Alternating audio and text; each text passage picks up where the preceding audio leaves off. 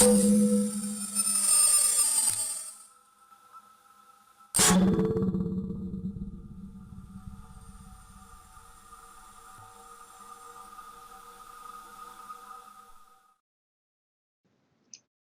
everyone, and welcome to Ask Echometer.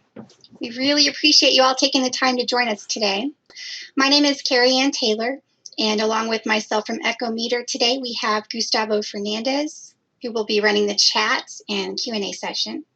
Also, Ken Skinner, Tony Podio, Dieter Becker, and Lynn Rowland, who will be presenting today. So we have an Ask Echometer webpage that is accessible from our echometer.com website. So you can go to our Ask Echometer webpage right now if you'd like and download the Session 19 PDF documentation bundle. And that contains a PDF of today's presentation, as well as 4 technical papers and 3 Excel spreadsheets that are referenced in today's session. Right next to that PDF bundle link is a link to download the TAM examples that Lynn's going to use today. So if you don't already have the TAM software installed on your computer, you can download it from the software page on the website. And there's also a link directly from the home page to install TAM 1.7. So today's session is titled Conventional and Bypass Plunger Performance, addressing plunger tracking, fall velocity, and troubleshooting. So Lynn, I will turn it over to you now. Thank you, Carrie Ann. This presentation has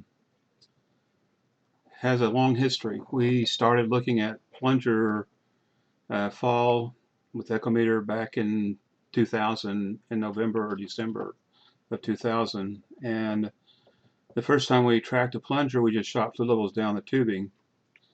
And we found that the plunger fell at about 550 feet per minute or so. And it was a brush plunger, and that was slower than what we expected because we'd read the book, and the book said plungers fall at 1,000 feet per minute. So from that time till now, we've been investigating how plungers perform in wells. We've been using and we've developed software that you can use to track a plunger, and not only track the plunger, but to actually see where it is at any time throughout the well. And so we'll talk about that quite a bit during this presentation. We did a presentation back in the third Ask Echometer session, which was called Introduction to Plunger Lift, and a little bit of this presentation may overlap, but not much. And so that's on our webpage. You can also download that and go through that before or again after you hear this.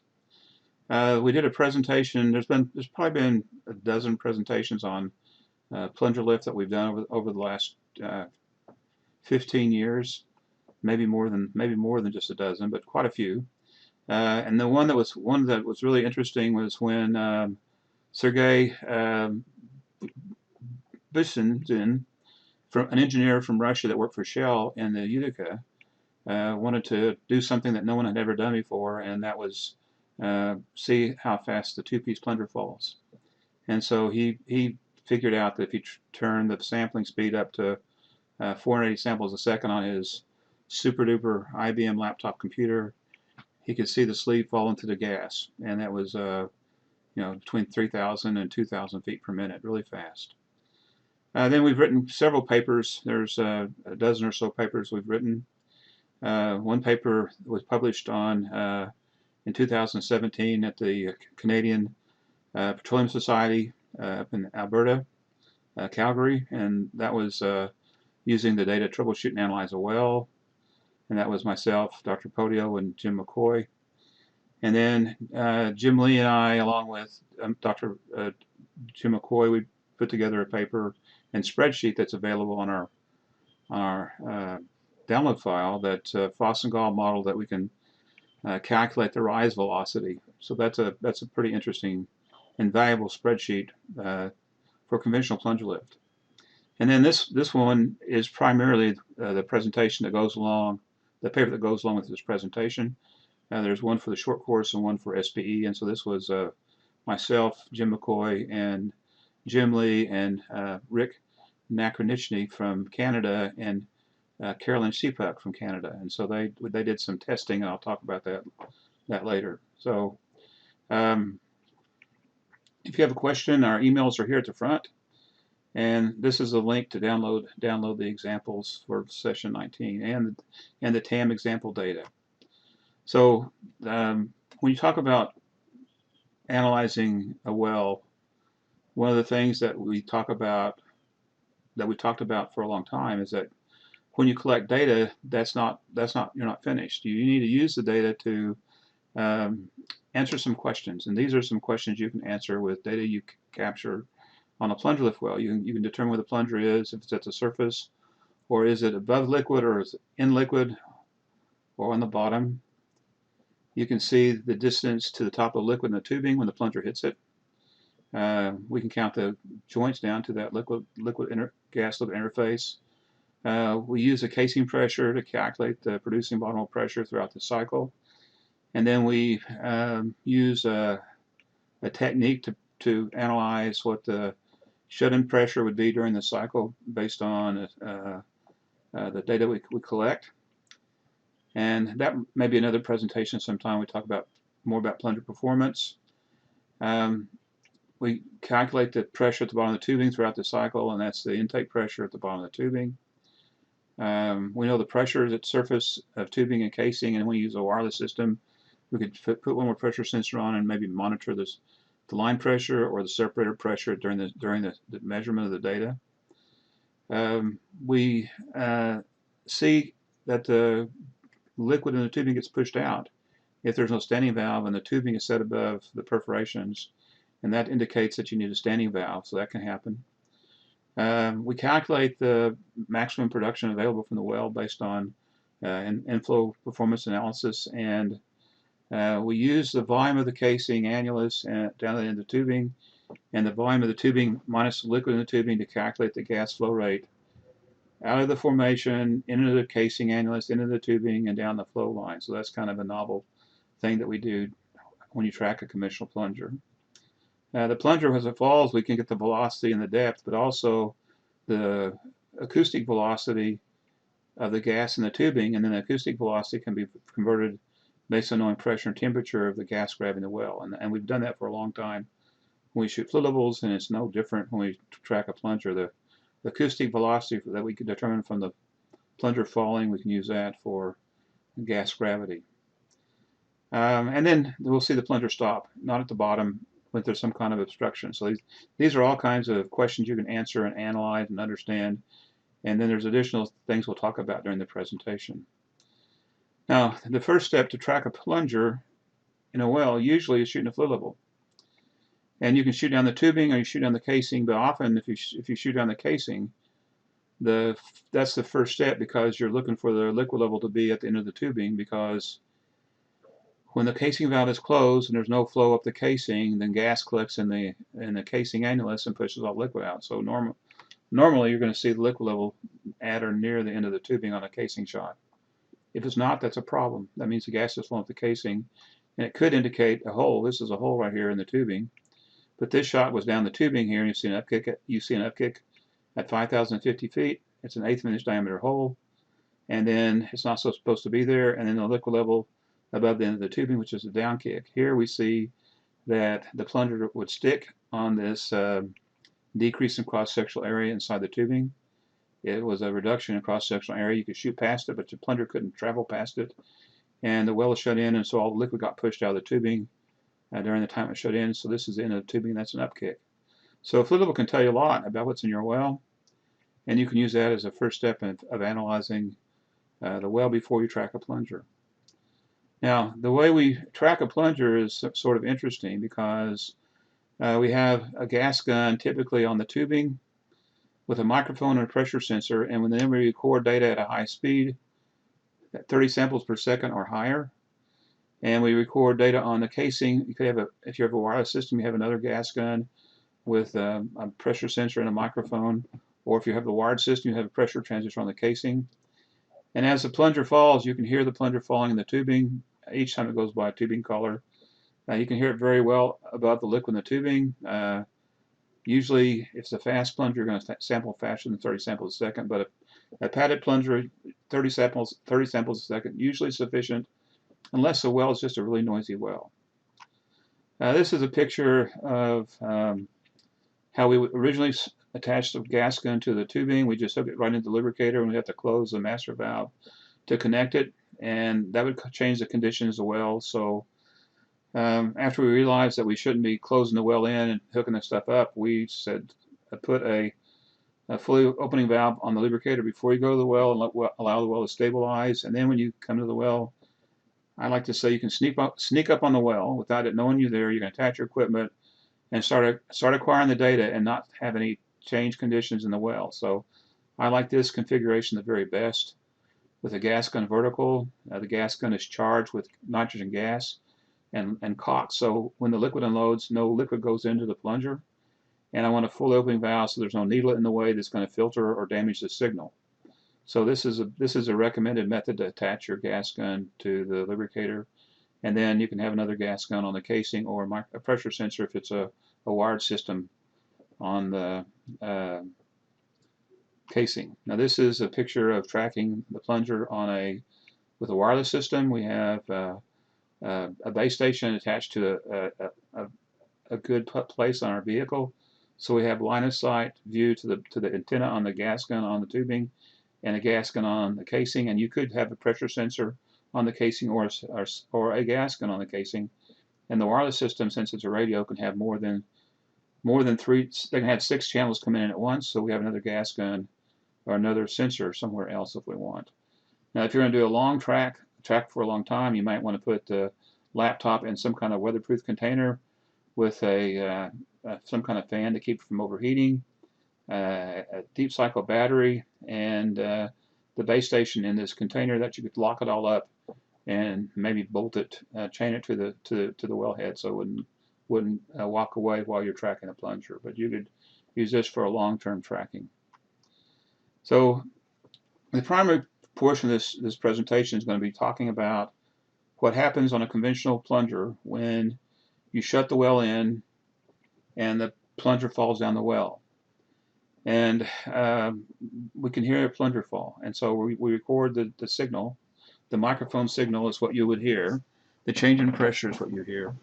We also record the pressure on the tubing, but also the pressure on the casing, or the pressure and acoustic signal on the casing. And we record that while the well is shut in as the plunger falls down the well to get to the bottom, and build enough pressure during the shut-in time to be able to bring the plunger back to the surface when you open the well back up to unload the well, and bring the liquid above the plunger along with the plunger back to the surface. And once the plunger's arrived and the system's unloaded, you leave the plunger at the surface, and the well is flowing, and it flows for a period of time. And the afterflow time is typically used to regulate the energy in the well bore so that the plunger doesn't come up too fast or too slow. And that's the afterflow time period.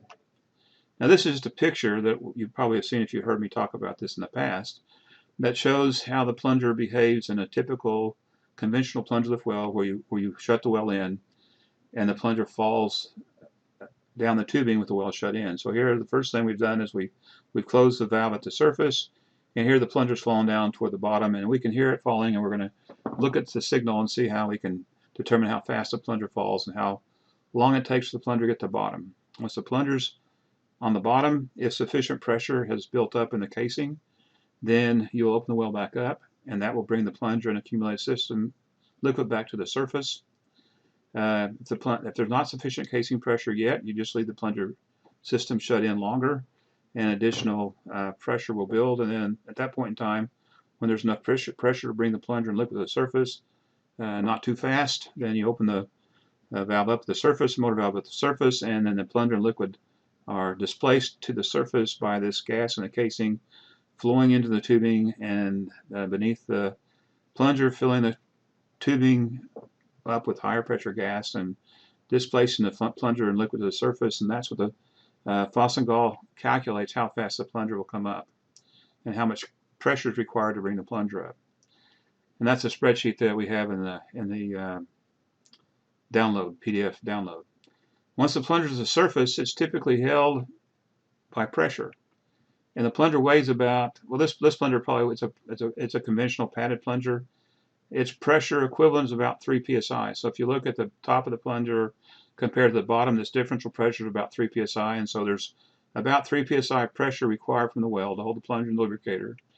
And usually when the pressure drops at the surface more than 3 psi, the plunger will fall out of the lubricator and start falling down the well. If you have problems with other wells coming on and turning on and knocking the plunger out of the lubricator, then you'll have to catch it and hold it, and then control the release with an auto catcher. And this cycle repeats. It goes throughout the day. The same conditions result in the same kind of cycle.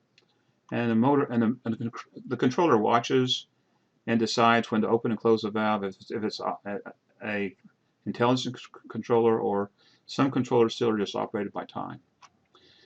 So this is the kind of data we collect for one cycle, and this data is an example that we have in our manual. So if you go to the TAM software, and let me just pull TAM up real quick here. Doesn't look like it's going to be very quick.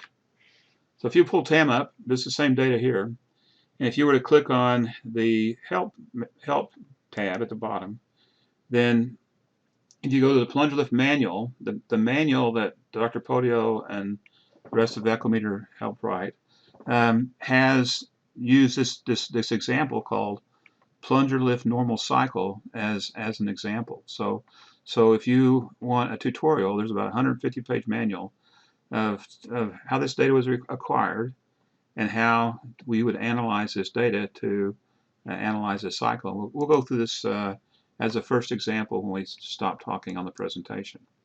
So if you look at this data, the green is the tubing pressure for this is where it's shut in from here to here. That's from A to B, and this is when the motor valve is open. And when you open the valve, you see the tubing pressure quickly drop toward the line pressure. You see the liquid start to arrive as the pressure goes up, and then when the plunger arrives, the casing pressure behind the plunger has raised the pressure in the tubing to that pressure when the plunger arrives. And that's typically the highest pressure during unloading, and that's often when the plunger arrives at the surface. And then once the plunger arrives, it's held by pressure and the well continues to flow. And then the pressure in the tubing flows down the sales line, and it ends up down around the sales line pressure, and then the cycle repeats again. The casing pressure for the gases stored lift the plunger, and the casing pressure goes up when the motor valve is closed. And then when the motor valve opens, the casing pressure flows in the tubing and displaces the plunger to the surface and unloads it. There's liquid going by the microphone, and then the plunger arrives right there, and you're continuing to flow gas that you store in the casing out of the casing down the sales line, and then you shut it in for the next cycle. And this just shows that we can measure the pressures at different points in time, and there's key events that occur on the well. The shut in occurs there, valve open occurs there, next cycle occurs right there. You can see the acoustic signal in the back is kind of fuzzy and hard to see because it's kind of shrunk down a little bit. And right there, the signal change. That's when the plunger hit the liquid. And you can't see here, but that's when the plunger arrives at the bottom. You can see there the noise increases when the noise by the microphone increases, and that's when the motor valve, the liquid starts to arrive at the surface, and then gets quiet when the plunger arrives because there's no more liquid flowing by the microphone. And then here we're in afterflow. So you can use this data to very precisely analyze a conventional plunger lift cycle in detail. So if you look at this data, this is inside of the TAM software, and this screen is the TAM software screen, and we're looking at the analysis of that example data. And the first step is to say, okay, here is where the motor valve closed and the well was shut in, and then here is where the motor valve opened and the well starts to unload. And then this is the point where we're unloading the well from this point to that point. And once the plunger arrives, we're in afterflow from that point to that point. And so this first step is to identify the cycle you want to analyze. And so for this well, there's only one cycle. It's not a big issue, but we have other samples of data that we've acquired for 19 hours, and there may be 20 sets of data in that we may want to go through and pick out one example to analyze, and we'll look at that in a little bit. But this is the plunger lift normal cycle again. So here we have just the shut-in portion of the cycle. We have an ability to, if you look right here, this little ribbon is the entire time of the cycle. And it's 92.5 minutes. If you change this time interval, or you take this little dot and you pull it inward, you can zoom in and look at a smaller portion of the cycle. So what we did here is we pulled this little dot in to that point right there, and then we're looking from this point to that point on this slide. So this slide has just the shut-in portion of the cycle. And you can see here that we shut the well in, and the tune pressure builds up, and the casing pressure builds up when we shut it in. And you can see right there the plunger falls out of the lubricator and starts making, those are collars, the plunger's going by. And you can see right there when the plunger hits the liquid, it gets noisy. And why does it get noisy? Because gas is flowing through the liquid above the plunger, and you hear that the bubble, the gas flow. And when it's falling down the well, the plunger blocks the sound below the plunger. You can't hear the gas bubbles. And how do I know the gas is bubbling? Because the pressure is building up. So the pressure is building up, that means there's gas flowing in the tubing. If the pressure is building up in the casing, that means there's gas flowing in the casing. If this line becomes flat, that means there's no gas flowing into the tubing or into the casing. So the slope of this line tells you if it's going up, gas is flowing in. If it's going down, gas is flowing out. If it's flat, there's no gas flowing in or out. And so the acoustic signal tells you what's going on in the well. Here we can see the plunger spikes falling on past the collars. Here we can't see it, so I hit the liquid, and right there, that little spike right there when the plunger hit the bottom. And sometimes we even see a little pressure hop right there on the tubing pressure when the plunger's weight is no longer supported by the fluid in the tubing. And then once it's on bottom, it gets quieter. See how it got quieter right there. So the blue is the casing pressure, and the green is the tubing pressure. Now, with the TAM software, we've added an option that you can change the colors to whatever you want. And so we'll look at that in a little bit. But by default, when we did TWM, we made blue casing and green tubing, and that's what we've always just used as default. Now, what we've done now is see this little slider now is slid over to the right, and we're highlighting unloading and afterflow, and we can see here liquids arriving at the surface. And why can we see that? Well, it's noisy. There's lots. The black is a microphone, and the signal is noisy, and that's the liquid going by the microphone. And we can see here when the liquid starts to arrive, the pressure at the surface is low, and as more and more liquid gets displaced down the cells line, the high pressure gas behind the plunger is increasing the pressure, and then right there, almost always, with a little spike. That's the pressure behind the plunger pushing the plunger and liquid down the well. And then now we're in afterflow from this point on, and we're selling gas. Well, we're selling gas here because we're unloading the tubing, but that's the gas in the tubing above the plunger. This is the gas from the formation and out of the casing, out of the formation that we're selling right here, as the pressure continues to drop. And this is the pressure right at the motor valve is the green curve, and the blue curve is the pressure on the casing annulus. I think I've said pretty much all of this. Let me go on to the next slide. So if you look at this data and think about what it tells you, it's telling you a story. And the story is when this tubing pressure starts to drop, the motor valve opened. And it takes a little bit of time for the pressure from the tubing to go around to the tubing and start to cause the casing pressure at the surface to drop. So there's a little delay between the peak casing pressure and the peak tubing pressure drop. And that's the time required for the pressure to move down the tubing and up to the casing to start dropping the pressure.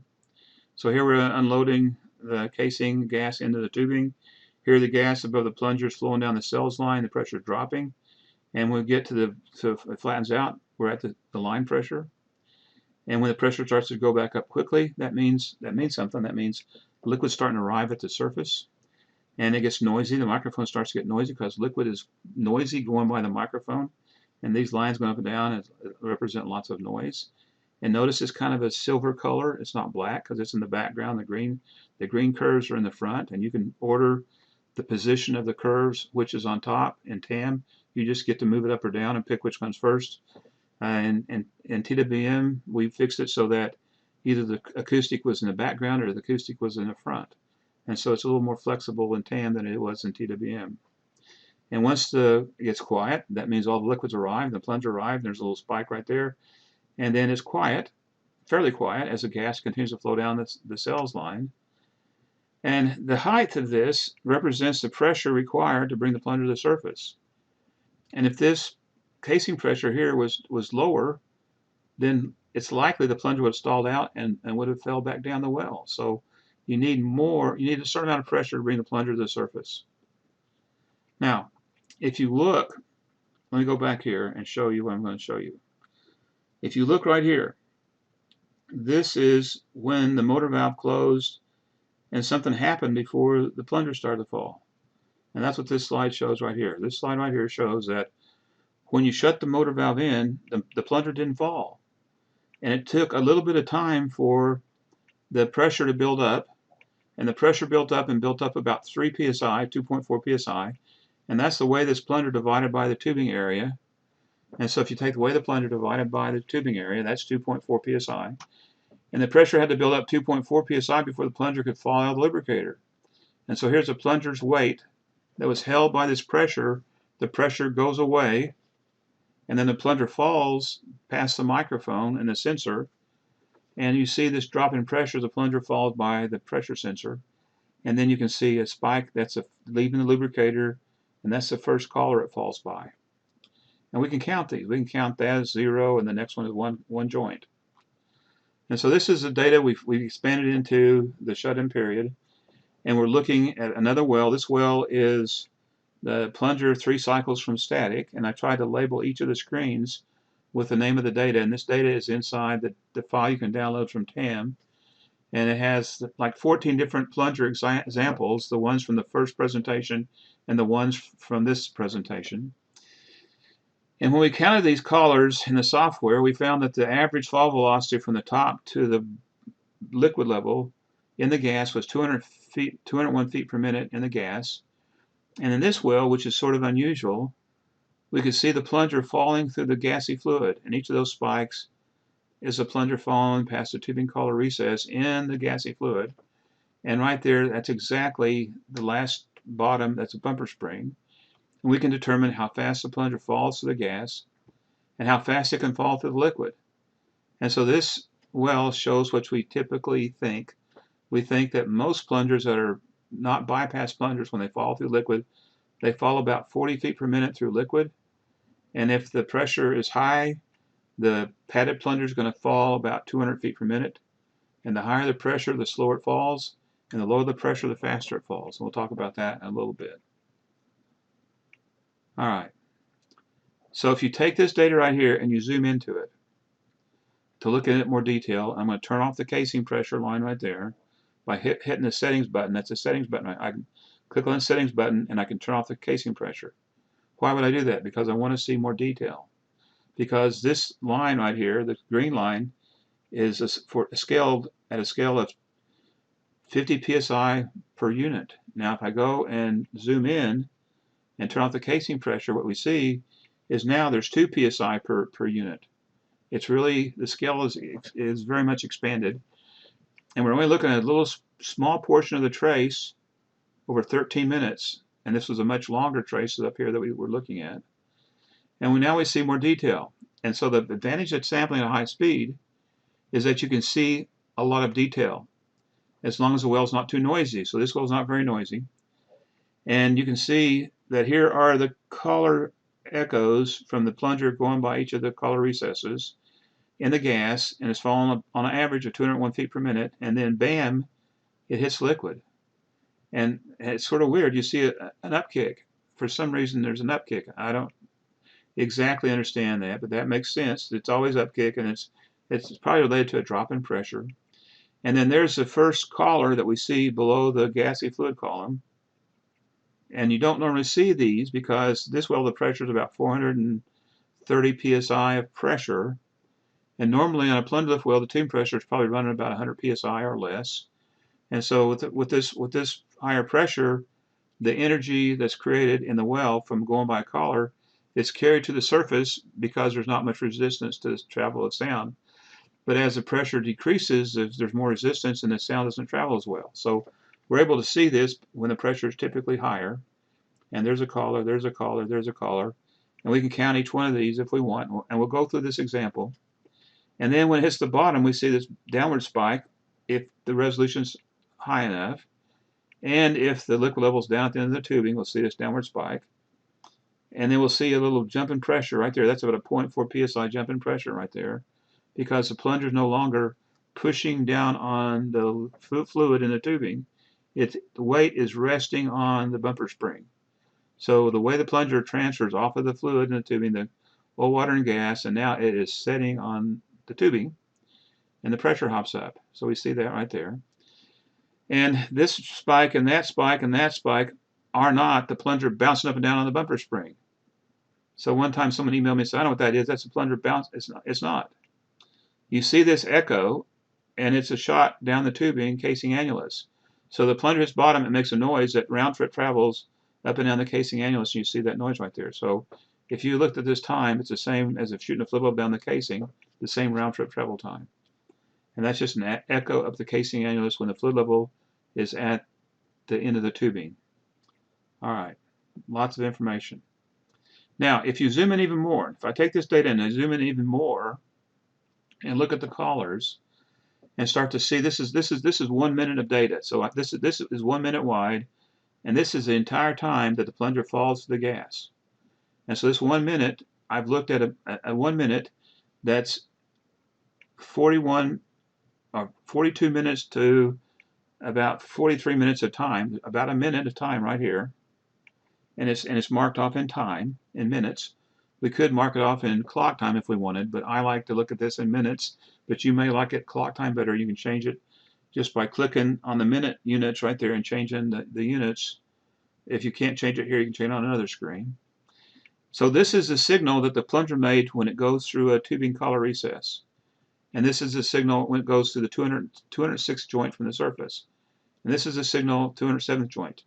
And I don't know why they're not exactly the same, but they aren't quite exactly the same. They're a little bit different. And so what we do is we allow this, we have some buttons here that allow you to, the software will automatically jump to the next noise, big noise. And you can say add, and you can say add, and it'll automatically jump to the collars. And sometimes you have to adjust it. But we create this table of collars, and we start at collar 0, which is the surface. And these represent the number of joints down the tubing. And this is a velocity based on this, well, let's see, collar 207 is 206 times, subtract from 207 time, the time divided into the average joint length. And that gives us the velocity, and the minus means it's falling down the well. So you see a minus, it means the plunger's falling down the well. And this is the depth. So the depth got a little deeper, and you can see that it's 32.2 feet is the average joint length. And so every collar is going to add another 32.2 feet down. And this is the average fall velocity in this well for all the collars we've counted so far. And this is the average fall velocity through the liquid. And so this plot is a plot of all of the fall velocities. And this little green square is joint number 207. And this line right here is joint 207, and they're all synced together. And if we click on that little arrow there, it's going to show us the fall velocity plot expanded to the full screen. Before we do that, this is just trying to explain again how we calculate the fall velocity. It's this here's time of that collar and time of that collar. So we take the depth here minus the depth there, which is the average joint length, divided by the change in time, and that gives us the fall velocity for this joint right here, joint number 22, and it's the 23rd collar if you count or the 22nd collar if you start counting from collar 0 at the surface. All right, so when we click on this arrow right here, then this screen pops up, and this screen is all the collars that you counted. And what I said was, if you click on that one, it's going to go to that row of the table. So if you were to say, well, that looks like an outlier, this one's an outlier. So if I double click right there, it will send us back to that table, and it'll pick that collar in that row, and you can then make an adjustment to it. So this is the fall velocity versus time. And so the plunger started off falling about 240 feet per minute down, minus, and it slowed down as it fell down the tubing because in this well the pressure gradually increased as the gas flowed in the tubing, increasing the tubing pressure. So the pressure increases, the density goes up, and the plunger slows down, and that's normal. That's a normal behavior of a plunger lift well. So the plunger fall velocity is very much controlled by the manufacturing performance of the manufactured plunger. There's like a coefficient for each plunger, and then at a certain pressure, it's going to have a certain gas density, and it's going to have a certain fall velocity, and we'll see that later. And so here's the fall, the depth on this axis right here. Here's the plunger depth, and here's the velocity on this axis. And the plunger went fast in the beginning and slowed down to about 135 feet at the end when it hit liquid. And here's the average fall velocity through the liquid, because in this well we couldn't hear it. We couldn't hear it in this well falling through the liquid. Now, this is zoomed in even more, and I was trying to explain what you hear. And so this is a microphone signal, and this is the pressure wave that you hear at the surface. So in this data set right here, the plunger is 81 joints, or 2,500 feet from the surface. And so when it goes into this collar recess, it makes a little pressure wave. And that pressure wave, this little pressure wave, is measured at the surface. And the pressure wave at the surface from the plunger going through this 8-pound plunger falling to the collar, it's a 0.1 psi pressure wave. And we can see the little change in pressure here on the microphone signal. And it takes a very sensitive instrument to be able to detect this pressure. And then this is the plunger falling down. This is the next tab over. And there's the collar and collar. And what's that? Well, that right there is an echo of this. And so this is an echo of that. And if you select this echo and know that we're comparing to that echo of a collar, we know the time and the repeat echo, and so that's round trip travel time. And that becomes the acoustic velocity. If we know the acoustic velocity and the pressure at this depth, then we calculate the gas gravity of this well, plunger hole and tubing deep. And that gives us the gas gravity by finding the repeat echo. Now, this is an animation that's in TAM, and it's on the analysis plot. And this allows you to see, now this is the depth in red and the velocity in green, and the pressure in the tubing in red and the casing pressure for a cycle. And you can stop this by hitting that stop button anytime you want, and you can see exactly what the pressures are and what now I'm going to go pick another example, same well. And this well, I'm going to zoom in and look at it in more detail. And so here I take the same data, and now I've zoomed in, and I'm going to look at the shut-in, and look, there's a fall velocity through liquid, and I could count those collars when it's in this well. I count the collars below liquid, and it shows the fall velocity here, falling through liquid, and that's just an example of using this graph to show something very specific about a well. So this shows you can see it any place in the cycle, you know where your plunger is. Now this data here came from Rick Nakranishny, and he has a company called TRAM, and Echometer provided funding for his research. And so we share this data, Echometer, and Rick did the work, and we helped fund it. So this is where this data came from. What this is showing is how fast the plunger falls through liquid. And what you see is that triple pad brush plungers, dual pad plungers, single pad plungers, plungers that have plugs in them, they all fall less than about 40 feet per minute. And all these plungers to the right here are plungers that have a hole in them and let the liquid or the gas pass the plunger faster with less drop in pressure, less resistance, and they fall faster than 40 feet per minute. So plungers that are conventional plungers typically fall slow through liquid. 40 feet per minute is slow. And so when you have a plunger installation, you want to make sure that your shut-in time includes the time for the plunger to fall to bottom when it falls to the gassy fluid column, because it falls slow. Now, this is the pressure that the plunger puts on the gas when it drops into the tubing away from the lubricator. And what I want you to see here is that even if they're light titanium with a hole in them, or bypass, they still apply 1 psi of pressure or more when they're falling down the tubing. So if the plunger goes past a collar, then that pressure the plunger is putting on the gas, if the sensors at the surface are accurate, high sensitivity, they can hear that little change in pressure as the plunger falls down the tubing through the gas. So we can track all kinds of plungers, unless the well's too noisy and it makes more noise than a 1 psi pressure change. So we can hear them as they fall down the well, because this is the pressure that the plunger puts on the bottom, and if it stops, we'll see that change in pressure in the gas. If it goes by collar, we'll see less than that pressure at the surface.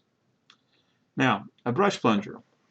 When we start learning about plunger lift, someone said, "Gosh, brush plungers are the most efficient plunger. They are real efficient because the bristles form an excellent seal." Well, is that true? Well, this is some data from WPX in Rifle, Colorado. They did this presentation in Denver, and it's a misconception, because the brush plungers that they had that were slow would fill at 150 feet per minute, but the other brush plungers would fall fast, and the reason why they fell fast because they had a poor seal. The seal is what controls how good the plunger seals to the tubing wall.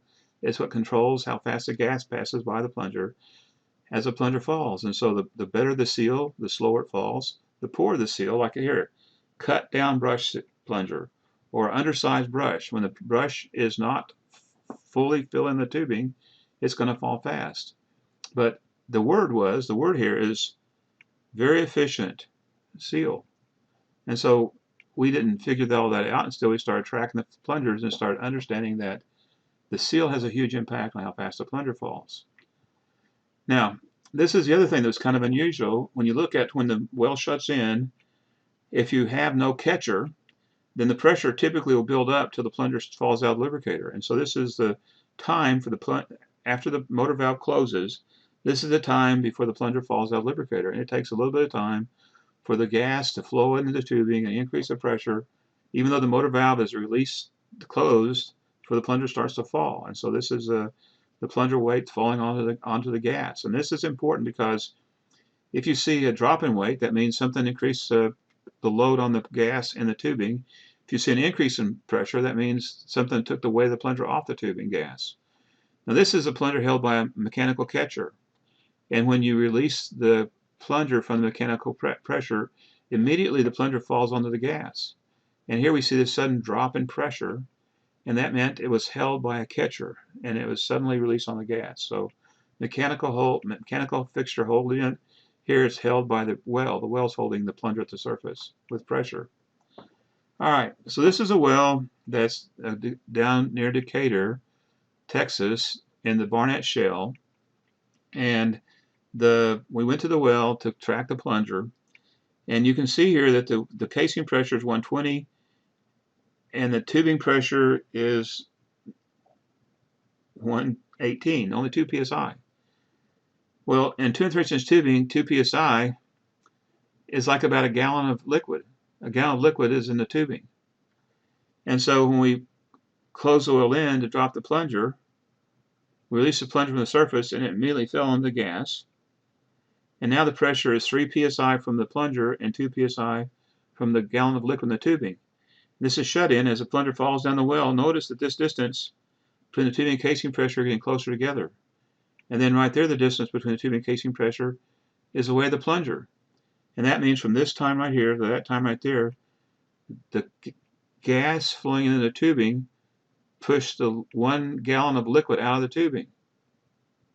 And then as the plunger falls down to the bottom of the well, the plunger hits dry, the tubing casing pressure equalize, and the plunger on the bottom, there's no liquid in the tubing. Why? Because there was no standing valve in the well. So this well is telling us, hey, you need a standing valve, because when you shut the well in, all the liquid gets pushed out during shut-in, and it's going to cause your well to load up. So when the well is loaded up, typically with no standing valve, as the tubing is set above all the perforations, or some of the perforations, and the well is not holding the gas in the tubing. The gas is not holding the liquid in the tubing, and the liquid gets pushed out during shut-in. Now, this is a well, again, another Barnett Shell well. And Jim McCoy and I were on this well, and we were testing out the idea of tracking the plunger. And so we were measuring the casing pressure and the microphone signal and the tubing pressure. And Jim had the compact gas gun attached to the tubing, and every minute and a half or so he would fire the shot to shoot a fluid level down the tubing. And all of a sudden I said, Jim, I was watching the software, and I said, Jim, the tubing pressure jumped up about 3 psi. What do you think that means? I said, and the well got really quiet. I said, what do you think that means? He said, I don't know. He said, I don't know what it means. And I said, I'm not sure I know what it means, but he said, I know one thing. It's time for me to shoot the fluid level again. So he shot the fluid level right there. And I said, hey, Jim, when you shot the fluid level, the pressure dropped. And the well got noisy again. And we could see that the plunger's falling again.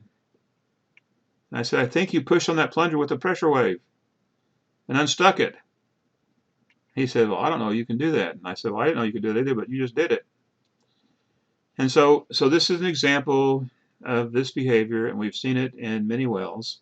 And so if you have a plunger that's stuck, you might want to try shooting a fluid level with a large pressure charge in your gas gun and see if you can unstick it just by shooting a fluid level, because pressure times the area of the plunger is a force. It's just like Jim stuck his hand down the well 2,000 feet and pushed on the top of that plunger and dislodged it. Now this is a well up in Canada, and this shows the entire trace, and this shows bang a shot, bang a shot, bang, bang, bang, bang, bang, bang, bang. And so this operator shot this well as the plunger fell down the tubing 9 times to push the plunger through the paraffin in the well, because there wasn't a wire line available, and he was out in the middle of the wilderness trying to watch out and not get eaten by a grizzly bear. And he was able to push the plunger free, and it didn't get stuck. And he got the plunger all the way down to the bottom. And then he blew it back up, cleaned the plunger off, and did it again. And he cleaned the tubing out, the paraffin out of the tubing, was able to put the well back on production. This is a well up in Oklahoma, central north Oklahoma. Went to this field, and the operator said, I'm not so comfortable using your Echometer system. I'm not even sure if I really want one. He said, I've been doing this job for 16 years, and I know everything about plunger lift there is to know. And I said, okay. I thought, gee, I'm going to have to take this equipment back to Echometer in Wichita Falls.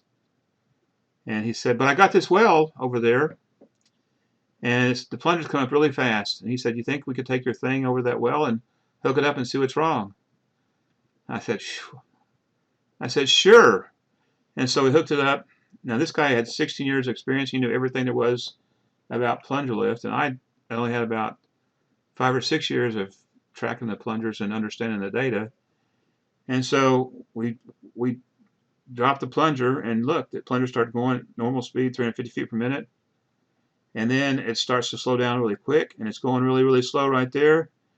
And then it speeds back up, and then it slows back down, and it goes and goes and slower and slower and slower. And then after 25 minutes of falling, the motor valve opened back up. And it's time for the plunger to come back up to the surface, because the operator assumed that it would get to the bottom at a velocity of about 350 feet per minute. And he said, what do you think's wrong? I said, well, over there by the well, there by the well, there is a big chemical pot, and you are injecting that chemical down the tubing. Now, I don't know anything about that chemical, but I bet it's making some sticky stuff that makes the tubing sticky and causes the plunger to slow down. He said, what do you think you should do? Now, this is a guy that knew everything about plunger lift in 16 years. And I didn't know very much. And I said, well, based on this data, I would say don't dump that sticky stuff down the tubing. I'd say put it down the casing, and then, maybe occasionally you flush it, but the sticky stuff is causing your plunger not to get to the bottom during the normal time. And so he was happy, and I went back to Wichita Falls and left my equipment in north central Oklahoma to be used. Now, this data here shows something that was somewhat unusual. It's got a standing valve in the well, and the green is the tubing pressure, and the blue is the calculated gas flow. This is the plunger velocity. And so when it's flat, there's no flow of gas in the tubing, and when it goes up, the gas flows in. So the standing valve is closed right there. There's no flow in the tubing. Standing valve opens, gas flows in, the pressure goes up. Standing valve is closed, open, closed, open.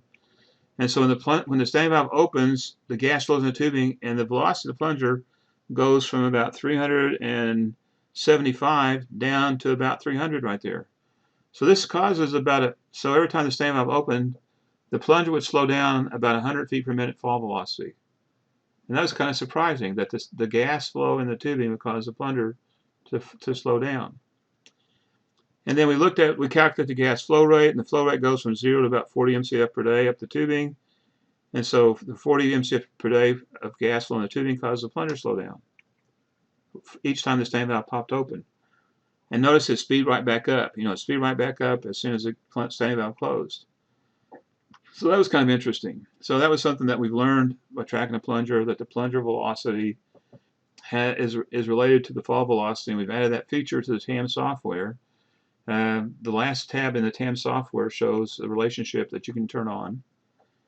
Plunger velocity to fall velocity of the gas flow rate compared to the plunger fall velocity. Now this is a well, again, in the Barnett Shale. These don't produce a lot of liquid, fairly dry gas, but there's liquid in the well. And we were trying out a bypass plunger. Now the bypass plunger had a mechanism that would open and close, open on the way down and close on the way up. And we had 3 of them. We're trying in this one well, and we dropped one plunger. It worked okay. We dropped this plunger right here, right there. We dropped it, and we had to drop it by closing the flow, and it fell out of the lubricator. It's falling down the well. You can see the collars. It's falling about 911 feet per minute, and right there you see a 3 psi pressure hop, and that means it stopped, and the weight of the plunger is no longer on the gas. It's stuck on the tubing, and that caused the pressure to go up that much. And it caused the acoustic signal to be quiet because the plunger stopped. And so immediately we could see that the plunger stopped at the 60th joint, 1,866 feet from the surface. And this allowed us to see that. So we could see, testing out this plunger, that it stopped. That meant that it was bigger in diameter than the previous plunger that we dropped. And they looked exactly the same. And we took the third one and dropped it. And look, it's fallen here at about 950 feet per minute right there. And it's fallen down. It gets down to a depth of about 3,016 feet from the surface. And that's what it says right here. We clicked on that dot. And when it got to that depth, something happened. And the mechanism in the bypass plunger is defective. And the mechanism closed for some reason. And then the plunger slows down, and it falls like a solid plunger. And it slows down to about 366 feet per minute. Now, why does that matter? If you're using this plunger with a controller that opened and closed a valve, then it's going to come right back up here if it's operating with flow and maybe hit dry, or it's going to not get to bottom during the time you have set. And so this plunger would not work properly. It would come up dry every cycle, and it would damage the plunger, and the plunger's expensive, and you wouldn't want to use this plunger in a well because you'd say, oh, those bypass plungers just don't work. They come up too fast. They get torn up. And that's not what's wrong. What's wrong is that the mechanism in this plunger is defective, and it needs to be checked and fixed and repaired, and a plunger that works properly would be a great tool. This is a plunger up in Canada. That's a 2 7/8 bypass, and you can see right here that when the plunger was dropped, it got to bottom, which is 5,000 over a mile deep, in less than 2 minutes. So 2 minutes would have been 30 miles per hour. So this plunger is falling really fast. Notice that the line pressure here is about 15 psi, and the casing pressure is about 50 psi. So this is a well that's being operated with Plunger Lift. That's about a mile deep, and it has a gas rate at the surface of 180 MCF per day, with a line pressure, well, it says 30, but it's a pretty low line pressure. It looks like to me it's about 15 psi, and it's producing some liquid. And so this is a very good system for low pressure wells. But they're operating right there at critical rate at really low pressures.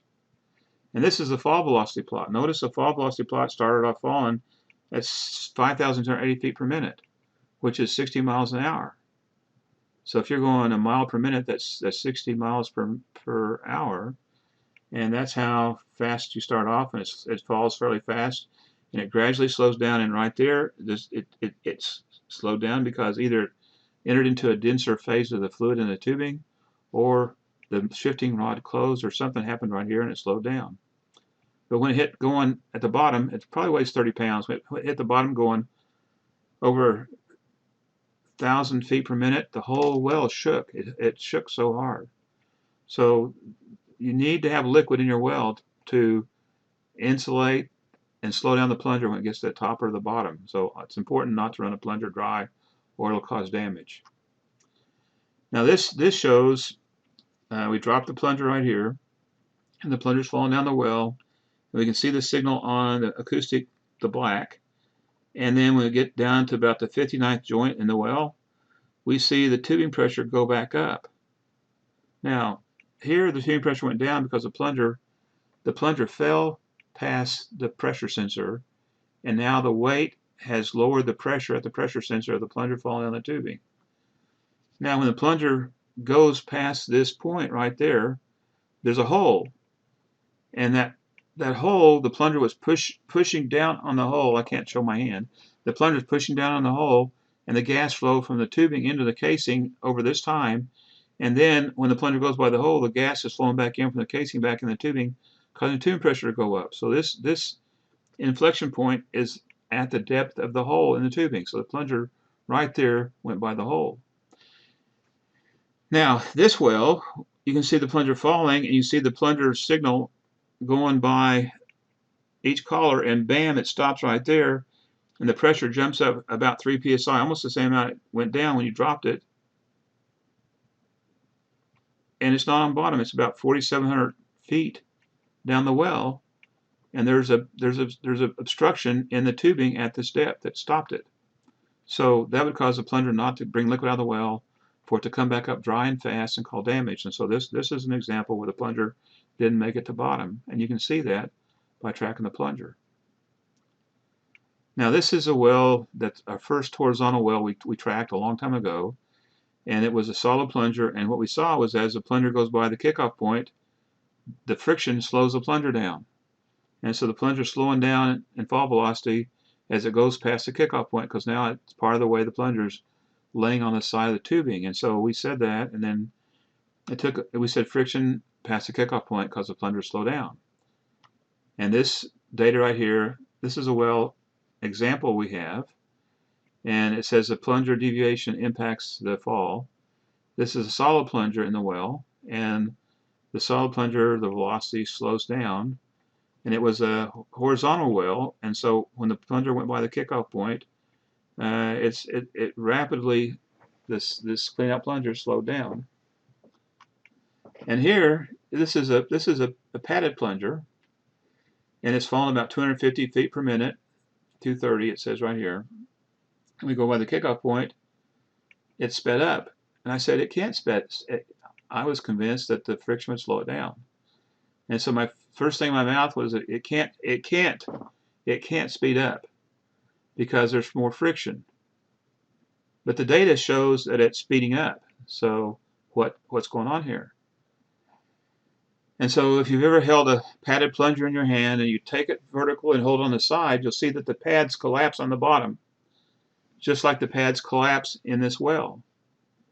And that collapse causes a seal to be lost and the plunger to be inefficient and to fall faster. This is an example of the padded plunger falls faster, and you can see this by tracking the plunger. So you probably don't want to use a padded plunger below the kickoff point, because at some point of angle, some padded plungers the pads will collapse due to the way of the plunger and gravity, and they'll not be efficient. So some of the manufacturers have tried to address this, and the only way you know if it's addressed is by tracking the plunger and see if it performs like they say. And this is a deviation survey in that well.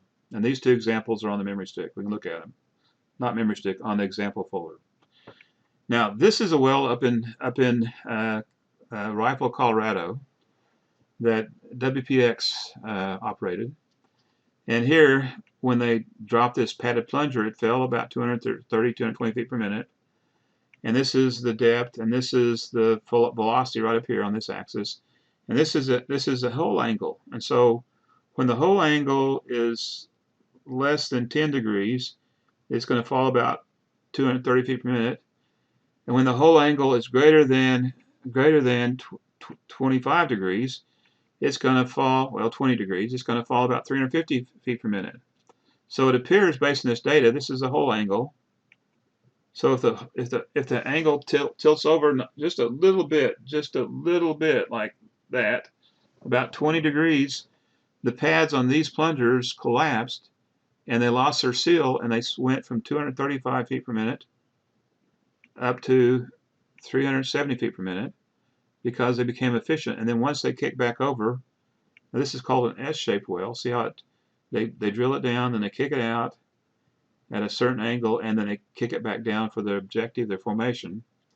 And over this interval right here, the plunger is very inefficient because it's lost its seal, and the way the body is collapsing the pads on the bottom, and liquid will tend to be leaking by the plunger on the way up. Very inefficient plunger because it doubles the fall velocity almost. All right, so let's see what's next. And this is a solid plunger. What you see on the solid plunger is, look, if you're at 20 degrees or more, it's going to slow down, and you're above 20 degrees, here's 20 degrees right here. If you're above 20 degrees, it's going to fall about 500 feet per minute. It's going to fall about 420 feet per minute, 30 feet per minute if it's has high friction. So there's that separation line right there. So the deviation in a well bore has a huge impact on the plunger performance in terms of whether it's solid or padded. If it's solid, then it doesn't collapse and it maintains its seal. If it's padded, it may collapse, and you need to know if your plunger, if you run a padded plunger in a well that's deviated more than 20 degrees or near 20 degrees, you probably need to find out if the performance of the plunger is being affected, and you're not deliquefying your well and leaving liquid in the well, and the well staying loaded up and not producing the gas out of the formation because it's not performing like you expect.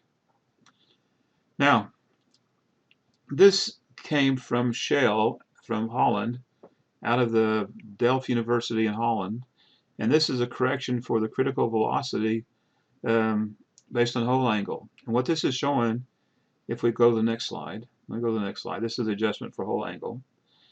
This is the plot of that data, and what this plot shows is that as you increase the inclination, the amount of gas to stay above critical rate increases. And so at an angle somewhere around 40 degrees, you have to have about almost 40% more gas to stay above critical rate. And what does that mean? That means that when the hole becomes overlay on the side, you can have more liquid accumulation, more weight, and it takes more gas flow to get that liquid out of that horizontal section of the well. So you have to be cautious about that because the liquid's weight's not seen by the difference in tubing casing pressure, because part of the liquid, again, is resting on the side of the tubing wall. All right, so this is the tubing pressure in a vertical well in green, and the pressure's going up. The well's shut in.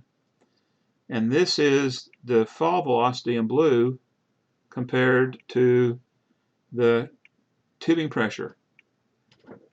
And what we see here is there's a relationship that they're both are increasing. Well, the curves are going up. They're going up for the plunger lift velocity, means the plunger slowing down.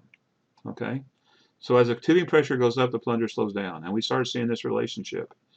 Now this is a well. I put this example on the example folder on the Carrie-Ann loaded this example folder on the web that has this well example on it. And what this is 1, 2, 3, 4, 5 cycles where the plunger, this is tubing pressure, and the tubing pressure isn't going up when it's shut in. And then when you unload the plunger and bring it to the surface, no more gas flows in from the formation, and the tubing and casing pressure decrease. And you cycle it, and tubing casing pressure decrease. And you cycle it, and the pressure in the tubing is lower. And you cycle it, and pressure is lower. And so if you look at the fall velocity of each of these curves, here's the fall velocity right there, increasing. The plunger and the well are exactly the same. The only thing that's changing is the tubing pressure is getting less and less and less. So as the tubing pressure goes down, the plunger of a padded plunger velocity goes up. There's a relationship between pressure and fall velocity for plunger lift. That's just saying, this is just kind of like a rule of thumb estimate. 1.75 foot per minute increase with each PSI pressure decrease. Now this is a cleanout plunger that was installed in 40 different wells. And what we see here is we used a model that Jim Lee and I came up with to calculate the fall velocity and measure it with the Echometer system for 40 different exactly same plungers in 40 different wells. And we were able to calculate within 10% of the actual fall velocity on average, and the error is about 40 feet per minute, not too bad. And so this is a spreadsheet that we put on the PDF download, and it's called the Plunger Lift model macro, and this is in TAM. We put this in TAM, and you put in the weight of the plunger, the fall velocity measured in this TAM software, the temperature in the well, and the pressure in the well, and the gas gravity, and then we can calculate, based on these steps, the predicted fall velocity. So we use we treat the plunger as a object falling through the gas, and it has a certain weight and a gravity and a velocity and a density of the fluid and a drag coefficient, and we rearrange the terms, and we finally come up with an equation that says the velocity of the plunger is equal to some constant divided by the square root of the density of the gas. And so that's the general model for plunger fall. And that's the model that is in this spreadsheet. And the coefficient C is, we call this the Echometer plunger performance coefficient. And that is then used to predict the fall velocity for any other pressure and temperature for that plunger. And the density term is, just shows that the velocity is a function of the density inversely proportional. And so here's a plot of the data. And so the red dots are actual measured fall velocities. And there's one that's measured, and this one is blue because Rick measured this in the laboratory in his warehouse, who's doing that testing for Echometer with a full-scale simulator. And so that's measured. These are all measured. And the red line is from the model. The model, the velocity equals a plunger performance coefficient times divided by the square root of the density is this red line. It's calculated. And the red line that's calculated looks like a best fit line, which is remarkable. It's a really good fit. So here, if you take these different plungers for a manufacturer, you can calculate the performance coefficient of each plunger. And then you can use the performance coefficient to calculate the velocity. So I would put this coefficient into this equation for these different kinds of plungers, padded plungers, and a solid plunger and a solid pad combo. And I put this coefficient in here, and then I'd calculate the density of the gas, and I predict the fall velocity for each plunger. And so here is the red dot that's measured, that used to calculate the performance coefficient. And this green line represents the calculated velocity for my wells when I'm operating between 120 psi average to 200 psi average. And so this little table, if I use these plungers, I can estimate the fall velocity within 10% error for each type of plunger in my well. And that's how you can use this coefficient to determine how fast your plungers get to bottom. Now this is a well that we tracked up in Canada, and this is the fall velocity versus the time. And what you see here is that the fall velocity is gradually slowing down, and then here it's going up and going down, and there's a reason for that. And so here only gas is flowing in the tubing, and here's some liquid is being held in with the gas flowing in, and then here the standing valve is open and closing. So every time the standing valve closes, the plunger speeds up, and every time the standing valve opens, gas flows in the tubing and slows the plunger down. So standing valve is closed and the plunger speeds up. Standing valve is open and the plunger slows down. And we can see that plot versus time. And that's a governing equation that controls that. And this is data that we measured that shows it. And this is a plot that we would make in the TAM software and compare the tubing gas flow rate, or the tubing gas velocity, compared to the plunger velocity. You can see here that there's very much a one-to-one correspondence of the fall velocity, the function of the plunger of the gas velocity into the tubing. So this is something that's somewhat unique, and there's an example that we'll talk about after I finish the presentation. And the gas flow is changing from 0 to about 30 MCF per day, and that's causing a change in the fall from about 60 feet per minute change in the fall velocity, and equivalent velocity 32 MCF per day is about 78 feet per minute, and that's almost a one-to-one drag coefficient. So if the gas velocity changes by 78 feet per minute, the plunger velocity changes almost by 78 feet per minute. So what have we found so far? This is some things we've found by tracking the plunger. We found that the diameter of the plunger, the bigger the plunger in diameter, the slower it's going to fall. We found that the better the seal between the tubing and the plunger, the slower it will fall. We found that the brush bristles, if they reach out to the tubing and seal off the tubing, then the brush plunger is efficient and it falls slow. If the brush plunger has a haircut and the bristles are short, then the seal is poor and it falls fast. We found that if there's friction, the plunger falls slower, which is a padded type plunger.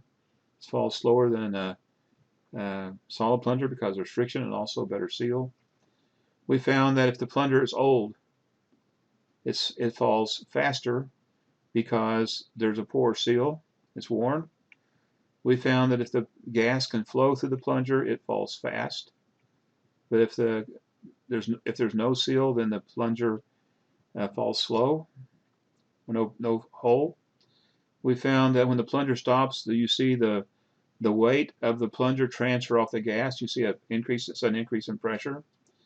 We see if there's chemical in the tubing and it's sticky or viscous, the plunger falls slower. This is a paper that's all this is published in. The deviation of the wellbore. If the wellbore is steeper than 20 degrees, we've seen that causes the pads to collapse on the padded plungers and then to fall faster.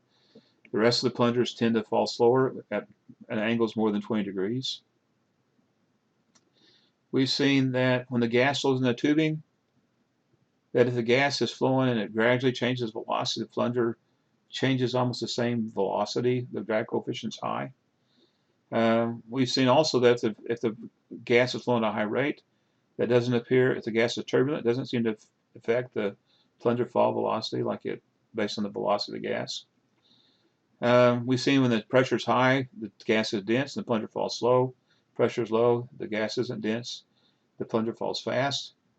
We see that if you add, I didn't talk about this, but if you treat a well with surfactant, that makes the gassy fluid lighter, and that makes the plunger fall faster, but the gassy fluid is a lot taller, so it takes a lot longer for the plunger to get to the gassy fluid and get to the bottom. So that's kind of unusual, but if you treat a well with surfactant, then it may take a longer time for your plunger to fall to the bottom. This is a little bit on bypass plungers. The bypass plungers are fast. The two-piece plungers may catch the ball if you don't let enough time go by. If the plungers run dry, they tear things up because they're going so fast. But you can make lots of cycles if the plunger goes fast. That means more production out of the well.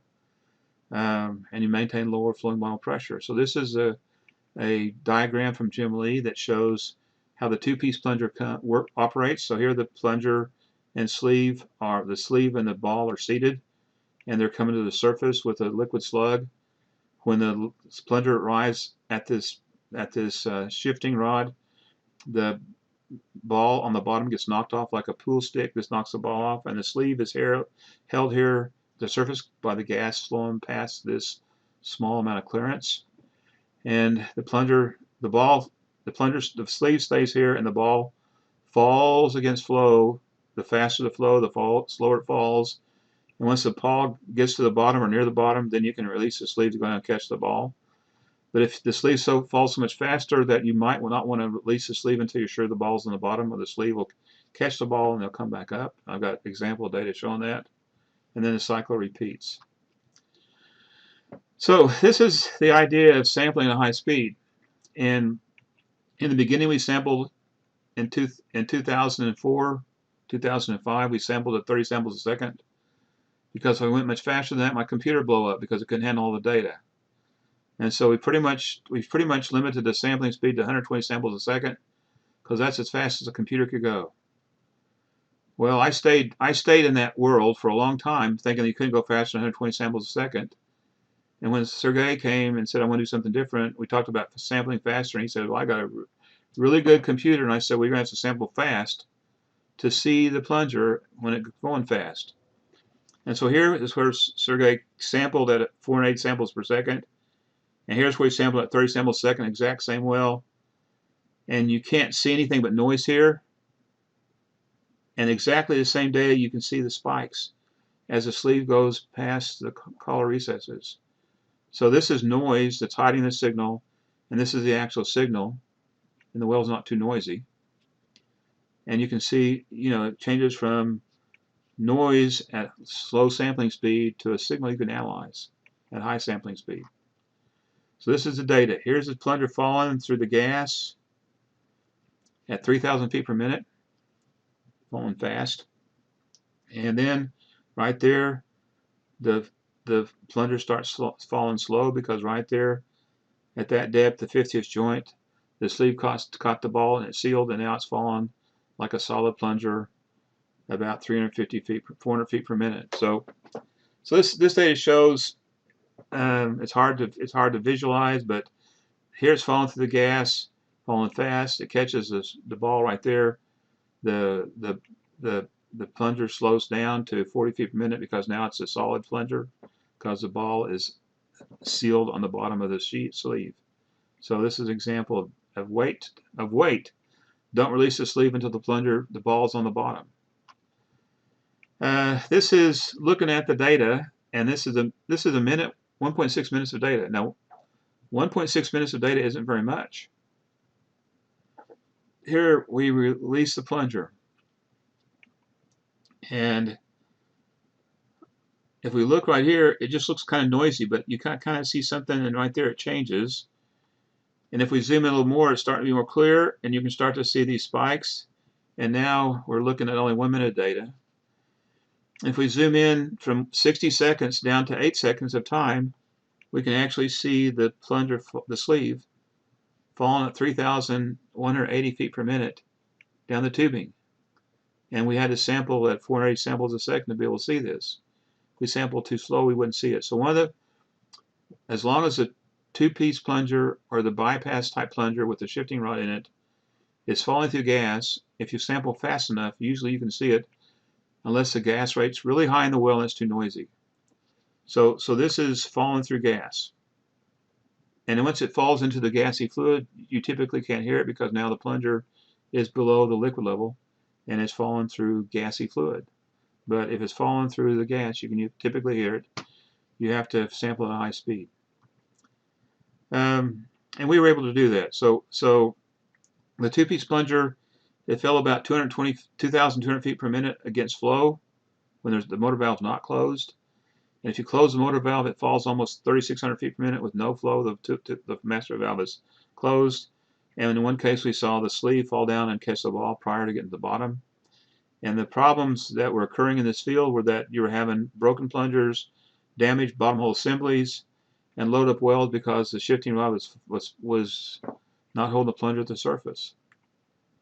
So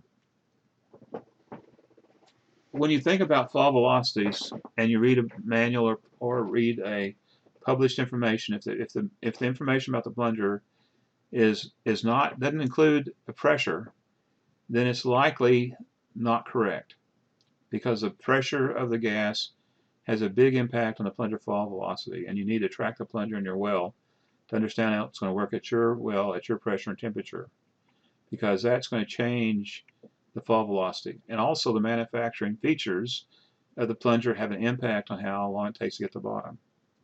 So all those things need to be known and investigated.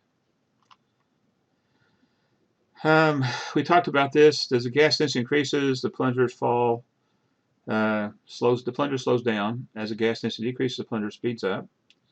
You should use that gas density and the Echometer plunger performance coefficient to predict the fall velocity of your plungers in your field based on your normal expected average pressures and temperatures in your tubing. If the gas velocity in the tubing is slow, then the plunger responds to the change in flow as the standing valve opens and closes. But if the gas velocity is fast and turbulent, it tends not to impact the plunger fall velocity. And that's it. I hope you enjoyed this presentation. I wonder if there's any questions. Yes, we have a few questions, Lynn. Thank you very much for that. Well, probably want to go back to the very beginning of the presentation, where we have a couple of questions from John. He's asking, when you say gas flow rate, are you referring to critical flow rate? Okay, good question. If you look at this, I've talked about critical velocity. I've talked about fall velocity. I've talked about gas velocity. Okay, so that I can see how that could be confusing. And so when you look at this slide right here, let me show you this slide right here. This slide is an animation, and it's showing the plunger velocity, rise velocity, and it's in green, and it's coming up at a certain velocity, and then it's falling at a certain velocity. And that's the plunger velocity. And the plunger velocity typically is slow, because you don't want to come up too fast or go down too fast for a conventional type plunger. Now that is the gas, the plunger velocity, not the gas velocity. Now if we go look at, let me step out of here and go back and find a picture that has gas velocity on it. I didn't talk about this, but I talked about the gas velocity in the first presentation. Now, if I look right here, this is showing plunger velocity, and it's showing the gas flow rate in green. Now, in the calculation of the TAM software, we treat the tubing and casing volume down to the end of the tubing as a closed tank, and we calculate the amount of gas that flows in and out of those tanks. So the tubing is, we assume it's sealed at the bottom. It's not, and the casing is sealed, and it's not, but we treat it as if it's sealed. And so any pressure that increases or decreases in that tank, we calculate a change in volume. And so the change in volume can be calculated and summed up into a gas flow rate. And so right here, this green curve is standard cubic feet of gas based on the volume change of gas in the tubing and casing. And this is the gas into the tubing only. So this is the pressure change in the tubing, and we converted that into gas flow rate or gas velocity. And this is the plunger velocity, and we see that very closely the plunger velocity is related to the gas velocity when the gas velocity is low. Now, if I go to the very end presentation right here and look at this, if I look at this right here, this green curve is the gas flow rate, and green curve is plunger velocity, and the blue is the gas flow rate in MCF per day, standard. And you can see again that they're very much related, and that's the gas flow rate into the tubing. So in the software, we calculate the standard cubic foot of gas that flows into and out of the tubing, and also we calculate the velocity of the gas. And the critical velocity is in this chart right here, and that was put in because I was talking about, why did I put this slide in? Because here we're talking about how the horizontal well, deviated wellbore, affects the fall velocity. And so when the well's not vertical and it's inclined more than 20 degrees, then the inclination of the well slows the plunger down. And we've measured that. This is measured data here. And this shows that the padded plunger loses its seal above 20 degrees of inclination. Above 20 degrees, it speeds up because there's no seal or pore seal, and it's leakier, so it's not going to bring much liquid up. Now, not only does, and so this is why I talk about critical velocity here. Not only does the critical velocity increase based on this equation, this is vertical and this is a correction factor. So when you're deviated about 40 degrees, you have to have a lot more gas because you have more liquid accumulation in the horizontal, and that's why I talked about critical rate. So that's the only point where I talk about critical velocity. So the critical velocity in a vertical well is not really impacted. I didn't talk about that. I just talked about additional liquid accumulation if your tubing is laying on not vertical, and it requires more gas and it has more liquid. And that's important because when the liquid pulls into the vertical section of the well, it's a lot higher than the pressure would have indicated. There's a lot more liquid load. So if you have your tubing set below the kickoff point, and you operate based on a load factor you develop for vertical wells, then that load factor won't be high. Will be incorrect for deviated well bores because there's extra liquid below the kickoff point. You're going to require more gas, and that's why this slide's here. So that was a really long, convoluted answer. Hopefully, it answers the question. John's smiling and giving thumbs up, so I guess it does. Okay, good. Okay, the next question is on slide number 5, where you have both configuration on attaching the gas gun to the lubricator. Right. And he's asking if the elbow actually affects the shot. The elbow on the left-hand side. That's a good question. And the answer is there's two answers. Okay. The first answer is this picture here. This guy. So the gas gun's not being fired when we're tracking the plunger. It's only listening.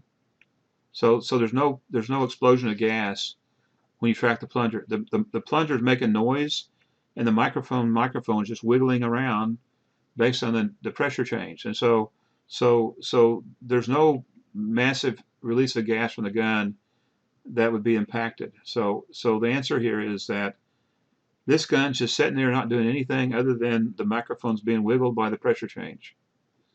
And that's causing an output from the microphone to the software that we record. So we're recording the signal from the microphone without firing a shot. And the plunger is creating all the signal that's being then recorded by the software that we interpret to analyze the plunger lift well. Now, if you were to fire a shot, that elbow wouldn't make any difference either because it's the same diameter as or larger than the pipe. And so it would be a tiny little muffler, but it's not going to make any issue. But if you had a needle valve there, it'd be a big problem. So we don't want a needle valve there to restrict the change in pressure to the microphone. But no, we want this to be vertical because when the liquid unloads, this fills up with some liquid. If the gas gun is level like this, then the gas gun would fill up to liquid, and it wouldn't closed. There'd be a liquid level inside that gas gun about like that. And then if I walk over to the well and bleed the pressure off, I'd have a bunch of condensate spraying all over my face. And so after I did that one time, that was enough for me. And I said, from now on, we're going to put an elbow in it, and so the gun's going to be vertical. So when I take the gun off the well, I won't get a condensate bath by bleeding the pressure off. And so you want it to be vertical like this. It has no effect or very little effect on the data you collect, and it keeps the gun clean of fluid, and there's no needle valve there that's going to cause damage or disruption to the shot or the acquisition of data. So yes, this is for sure the preferred method. Thank you. I think it was a good question. We'll try to kind of explain that in the chat, but it's better to everybody listen about it. Next question is, I was early in the presentation. I hope the answer has been done already, and the answer is yes, because it's asking if does this data help to determine if we need a brush plunger, a bypass, or a solid plunger. Yes, yeah. So okay, good. The plunger you select, there's two reasons to select the plunger. I don't really have the slide that would show that here. I probably had a slide in session number 3, but if you want to know more about that answer, hopefully we have a better answer in session 3, but I'm going to answer it even here. How much liquid does a well produce? And how close is the well to flowing at critical rate? When you're flowing at critical rate or a little bit above, you want to bypass plunger or two-piece plunger that can fall against flow. And that way that the plunger the well doesn't have to be shut in. So once the well has to be shut in, and usually you stop using a bypass plunger or two-piece plunger if you're farther than 20% away from critical rate. But if you're within 20% of critical rate, you probably would use some kind of bypass plunger because the gas velocities are high, and you don't want to you want the well to continue to operate like a flowing well with no shut-in time. But once the well starts to lose energy to bring the liquid out of the well, you have to shut it in because you need a better seal. The seal has to increase, and you have more time because now you have to have time for the pressure to build up. So when you have time for the pressure to build up, then you have time for the plunger to fall to the bottom. And then which plunger do you use? Well, the padded plungers are most efficient, and they leak the less liquid per cycle. The solid plungers are less efficient. They leak some, depending on how much clearances there are. And so the more open the clearance between the solid plunger and the tubing, typically the more it's going to leak, and the faster it's going to be. So it's a compromise between number of cycles that you can make and the amount of liquid you can make per cycle. And that's the Fossengal spreadsheet. The Fossengal spreadsheet tells you by putting in the fall velocity and the conditions of the well, what's the maximum liquid production rate out of the well if you have no shut-in, no afterflow. I said it wrong. No afterflow time.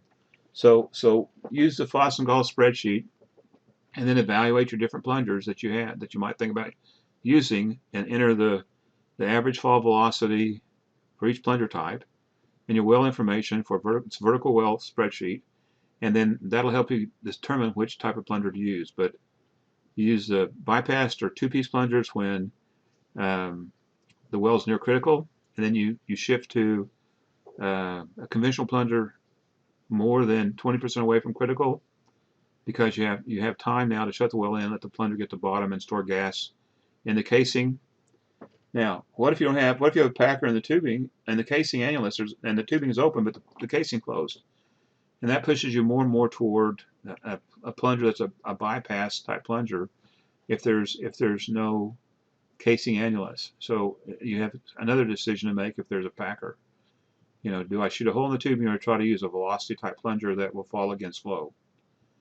And often if you have a packer, you're going to probably lean toward a faster plunger, one that will not disrupt the flow, and more like a bypass with a shifting rod in it that you can, even if you operate like conventional, you just want to maintain enough cycles so that you don't come up dry or too fast. And you use velocity control to operate the well.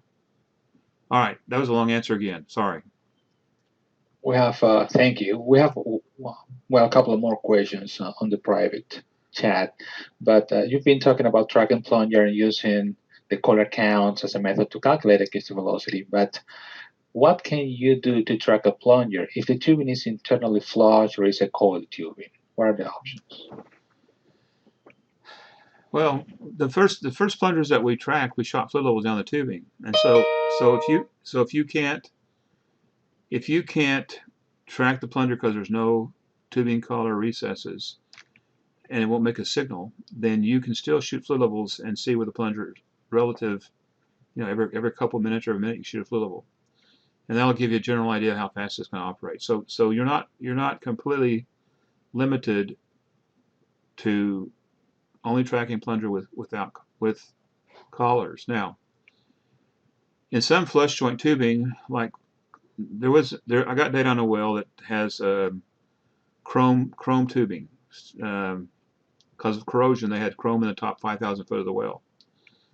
And in those joints, we could still see the little tiny joints when the pressure was high, even though there's no joints. We'd see a signal as it fell.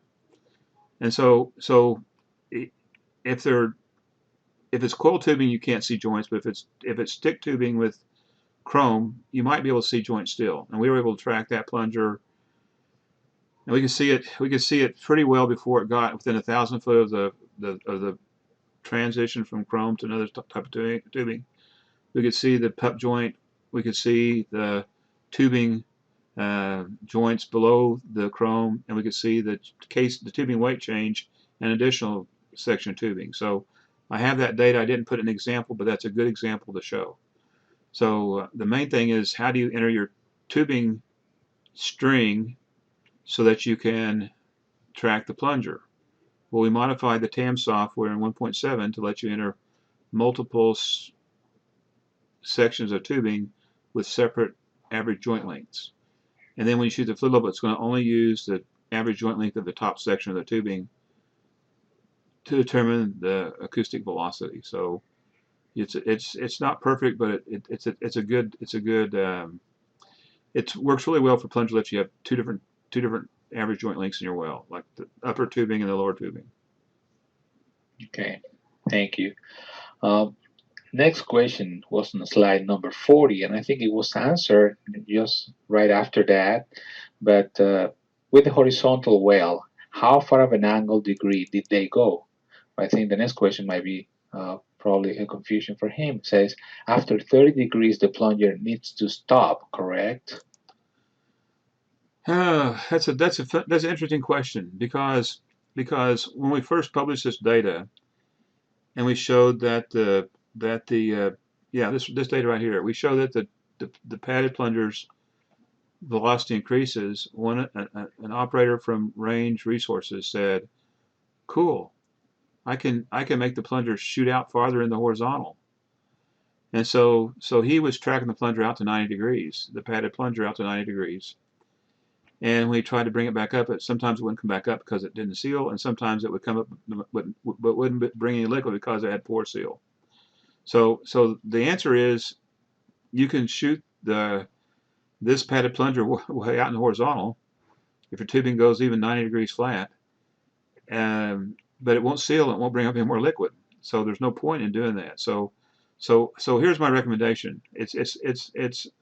I wouldn't use a padded plunger deeper than 20 degrees, a depth where the deviation was more than 20 degrees, until I proved to myself that I was getting a seal.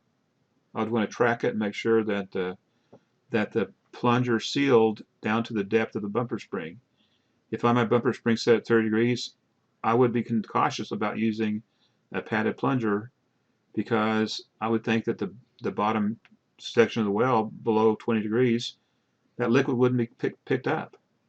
And so that would be my main concern. And I would probably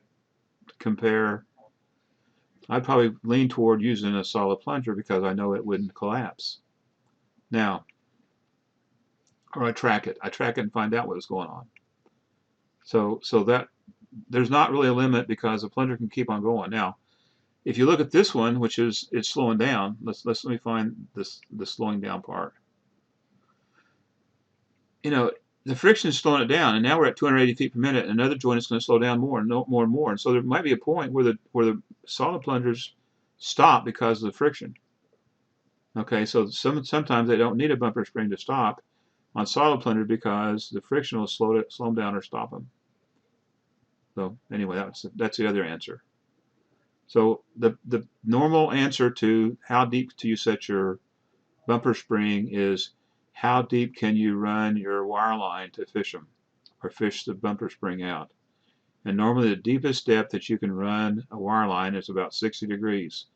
So hardly anyone will run the bumper spring deeper than 60 degrees. But if you have a thing called a tractor that can go out past 60 degrees, then you might run your bumper spring out to horizontal.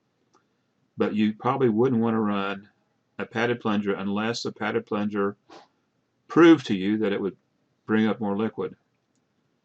So that's another long answer. So Not a problem. Milena is asking if we have foam, is there any way to identify it in the tubing acoustic data? And well, Yeah, very yeah. hard to see. So the answer to that is, when I think about foam, I think about surfactant. And so Ken and I used to go to a well early on when we'd go out and demonstrate the equipment on a plunger lift well for our school. And toward the end of the time we were tracking that plunger, they started adding surfactant to the well. And that made the liquid level in the tubing stand up taller because it was lighter. And it made the plunger speed up because it was faster, because the density of the fluid was less. So the answer is, normally when you shoot a fluid level on a well, you can't see past the top of the surfactant because most of the energy echoes at that interface. And so you just see a down kick at the top of the soapy fluid, okay? But for a plunger, and if it's light, you still may hear the plunger falling down the well. And what you see is the plunger will change velocity because now the density of the fluid has changed. And you'll also see that, so the answer is, you may be able to tell that you're in a surfactant treated fluid because the plunger velocity changes because the density of the gas has changed now to a soapy, about twice as dense as a gas. So you see the impact of foam is that the plunger slows down and the foam column is taller. When I'm saying foam, I'm saying soapy fluid. Now, if it's in gassy fluid, then that is something different.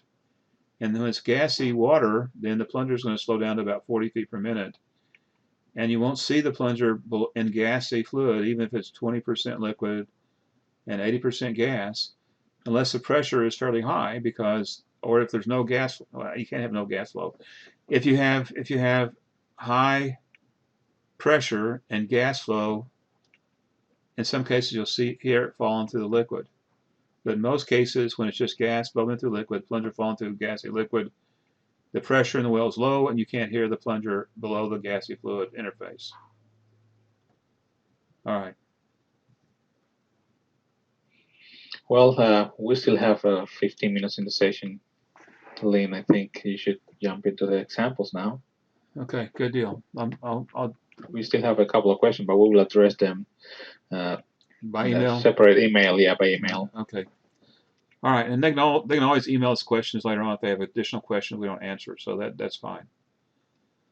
All right. So what I'm going to do now is I'm going to bring up the TAM software and go into the examples. And I've already talked about this data. And what I would like to do is I want to start off with this well and just go through counting callers. It won't take that long.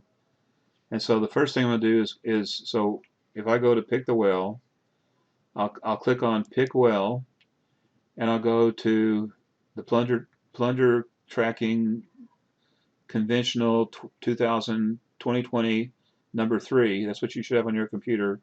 There should be 14 examples in here.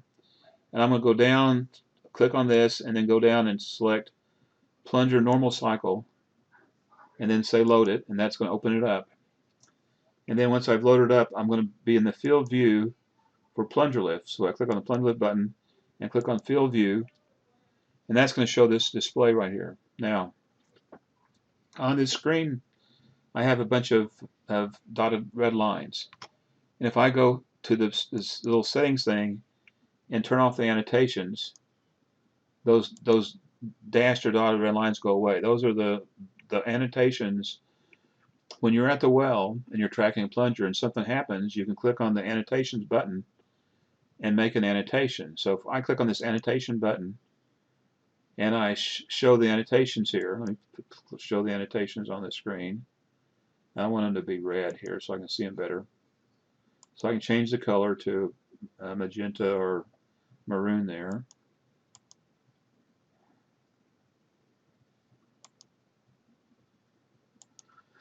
All right, so now those red lines represent some annotations that we annotated at the field. And so when we were standing there, we heard the valve close, and that occurred at 2.2 minutes. And then we saw data that showed it hit liquid. That's that annotation right there. And then we saw data that said it hit bottom. And every time that happened, we clicked the button and said annotate and put an annotation. And then somewhere it should say Ken walked on the cable, but I didn't put that on there. So you can have a custom annotation that can identify something that happens that's not these standard ones. And so when we annotate this data at the well, then that data, the annotations can then be used in the analysis. And I went through that in the previous presentation on session 3. And so here I've got this data that we collected at the well, and it's got annotations.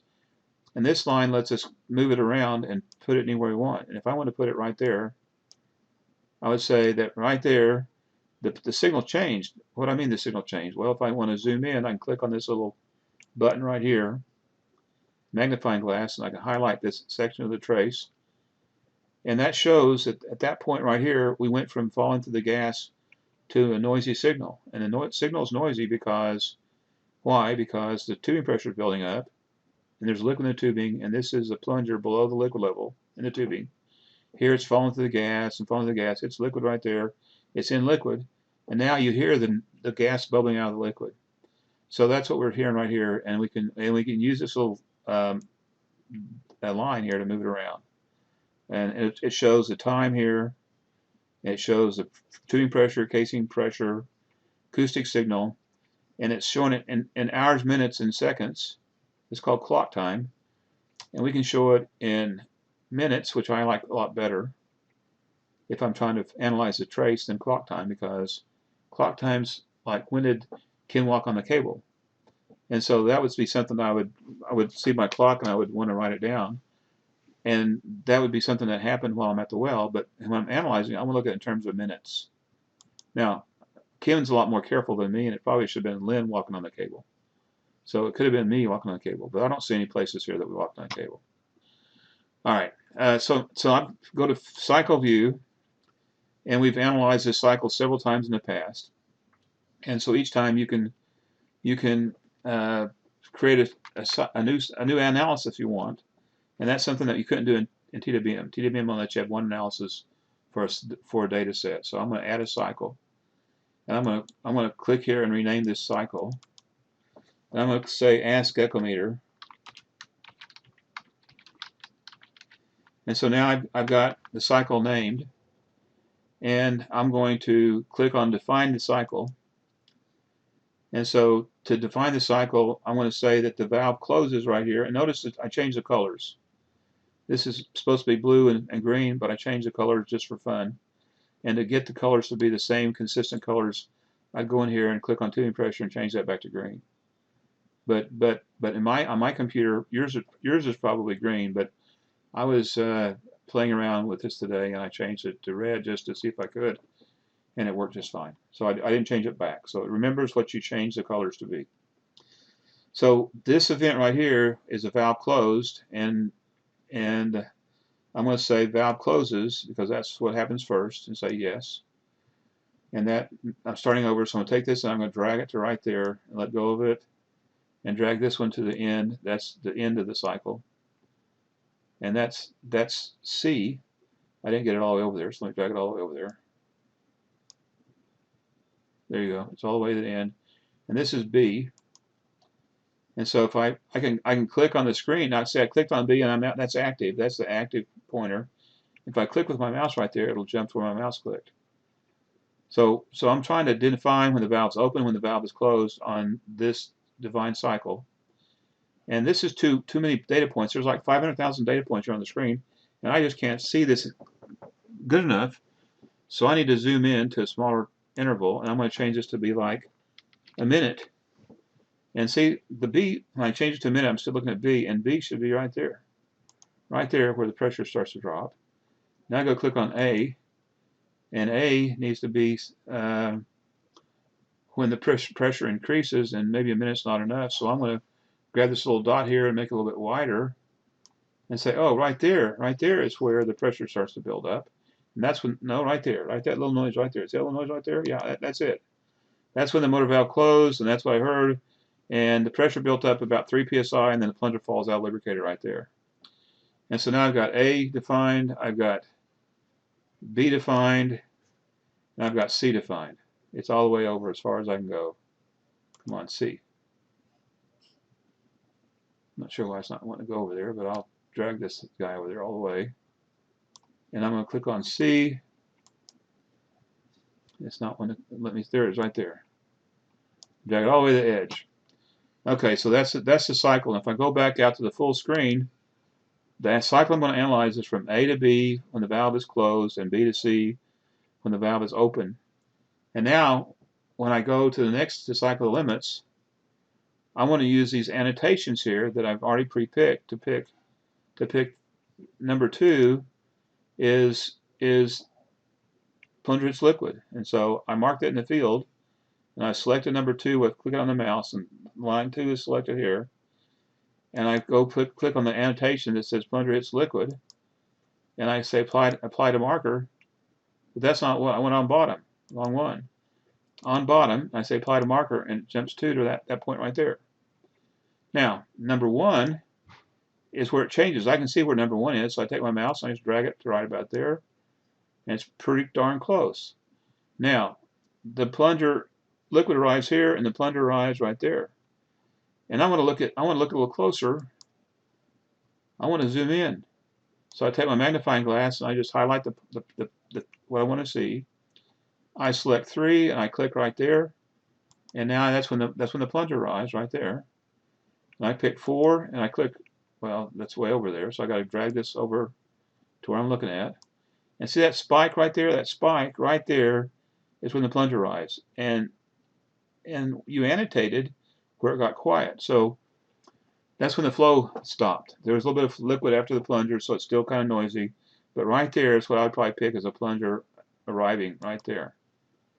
So now I've got my cycle analyzed, and if I want to make sure the plunger on bottom is correct, I click there. And I say, yeah, I don't know about that. And I'd look at it some more, and I'd see that there's annotation there, and it's okay, it's probably right. So this one doesn't show a very good signal for the tubing pressure hop. So all I'm saying is the signal changed from this to much quieter signal, and that's when the plunger gets to bottom. And so about 60% of the time, you can see this pretty well. 30 to 40% of the time, it's hard to see when the plunger gets to bottom on a conventional well. So you have to be a little more interpretive. Now this one is not quite right. Well, number 1 is when the plunger, so there's a collar, and I want to zoom in a little bit more. So I'm going to take that magnifying glass, and I'm going to zoom in just a little bit more to look at it. And I can say, oh, I can see now that right there, that's where the plunger hit the liquid, right there. Okay, now I've got my cycle limits identified, and I'm going to go to plunger fall, and I'm going to say, okay, there's a plunger started falling right there, and I say add a collar. Now there's collar number 0. That's at a depth of 0. And then I go right here and click right there, and I say add a collar. Now, I want to show you guys something. If I take this little window and move it over and take that pressure off, see it, look, there's a lot of noise at the beginning, and that really reduces the scale here. So if I want to make the scale better, easier to see, I just slide this over just a little bit. Now the collars are a lot easier to see. So now I say add, and the plungers jump into the biggest noise, and so there's the next one, add that one, there's the next one. And I like that biggest spike, so sometimes I might move it over to that spike, even though the program didn't automatically pick it. And so see, it's a little bit off there, and so now once it starts jumping all the time, and I'm pretty certain it's going to pick the collars, and the signal is fairly clean, and I say, okay, auto select the collars, and it goes and picks all the collars, and it does in this well, it does a good job. When this signal is more noisy, it'll do a bad job. And so sometimes I don't say auto select unless the signal is really clear. It takes more time to unerase the collars than it does to just pick each one. Now, once I am satisfied with my fall velocity plot, and I've got the very last collar counted, I click on this little guy right here, that arrow, and that pops open this screen. And I say, I don't like that collar right there. That collar is not in the general trend. It's an outlier. And so when I click on that collar, the table is going to rotate to right there. Okay, and that's color 47. So color 47 is wrong, I think, because it's not in the general trend, or maybe there was some sticky stuff on that joint. I don't know why it's like that. So now I look at it and I go, oh, it's perfect. 47 is not wrong. Oh, this one is wrong. So I'm going to take this right here and I'm going to move it over to that peak, the first peak. And oh, look, it moved right in the middle. Okay, and so I could fiddle with this one right here and move that one to the first peak, and maybe move this one over a little bit to that peak, maybe move that one over a little bit, and say, oh, I got them all at the very first peak, and now all of them are perfect. Well, I don't think there's such a thing. Perfect on collars is sort of interpretive. You have it's sure it probably hit the collar recess right there, and then this is the noise the plunger makes, and it hit the collar right in here, and it didn't make much noise at all. And every collar is going to be a little bit different. That's going to make a little bit different noise. And this is sampled at 30 samples a second. Maybe if we'd sampled at 480 samples a second, which would be a huge amount of data and make it really slow to track, we might have got a better, more consistent signal. But we have what we have. All right, so this is, I'm happy with this. I'm going to quit and not go any farther. I counted the fall velocity, and I've accomplished this one. So let's go pick a different plunger, a different well. So I go pick a well, and the next one that I want to show is let's see here, this one. This is deviation. I'm going to pick this one right here. So I can keep on talking. I guess if the number of participants go to 0, I should stop. No, you're fine. Please go ahead. All right, so we're going to look at this deviation. We talked about that quite a bit. So let's open that one up. And this is some data. This is a fluid level shot, and there's quite a few shots here on this well, but I'm not going to look at the shots at all. I'm just going to go to the Plunger Lift data. All right, now there's two examples here. In one example, these were done back in 2008, so they're pretty old. They're required with TWM, and so the deviation survey is somewhat limited. So this deviation survey right here is for this data set, and this right here is for a different deviation survey. So I think what's happened is the person that captured this data, or I, put both of these wells in one file to compare the two different plungers. So this is a padded plunger, and this is a solid plunger. Now, if you want to find out which plunger they are, then if you click on Edit and you go to Lift System, then right here, then it's going to say right here what plunger it is. Okay, so you can enter more information about the plunger and the control settings on lift system, for the plunger lift equipment. Each type of lift system has information about that type of lift. So if it's a sucker rod lift, you see a pumping unit here, you'd see a motor, you'd see the sucker rods. But for plunger lift, this is all we have to input for plunger lift, and the main thing here is to be able to know what kind of plunger there is in the well and when it was ran in the well. All right. So if we look at this data, and this data shows, well, it shows a very interesting set of data. I'm going to show a couple things. The casing pressure hardly changes at all. Okay, that means that there's not hardly any, that this well is just kind of coasting along, let's say that. Now, when you shut the well in, notice how the pressure changes quickly. Okay, the deviation survey shows that, I'm not sure why it's not let me quick click on it, but it's not. Yeah, there we go.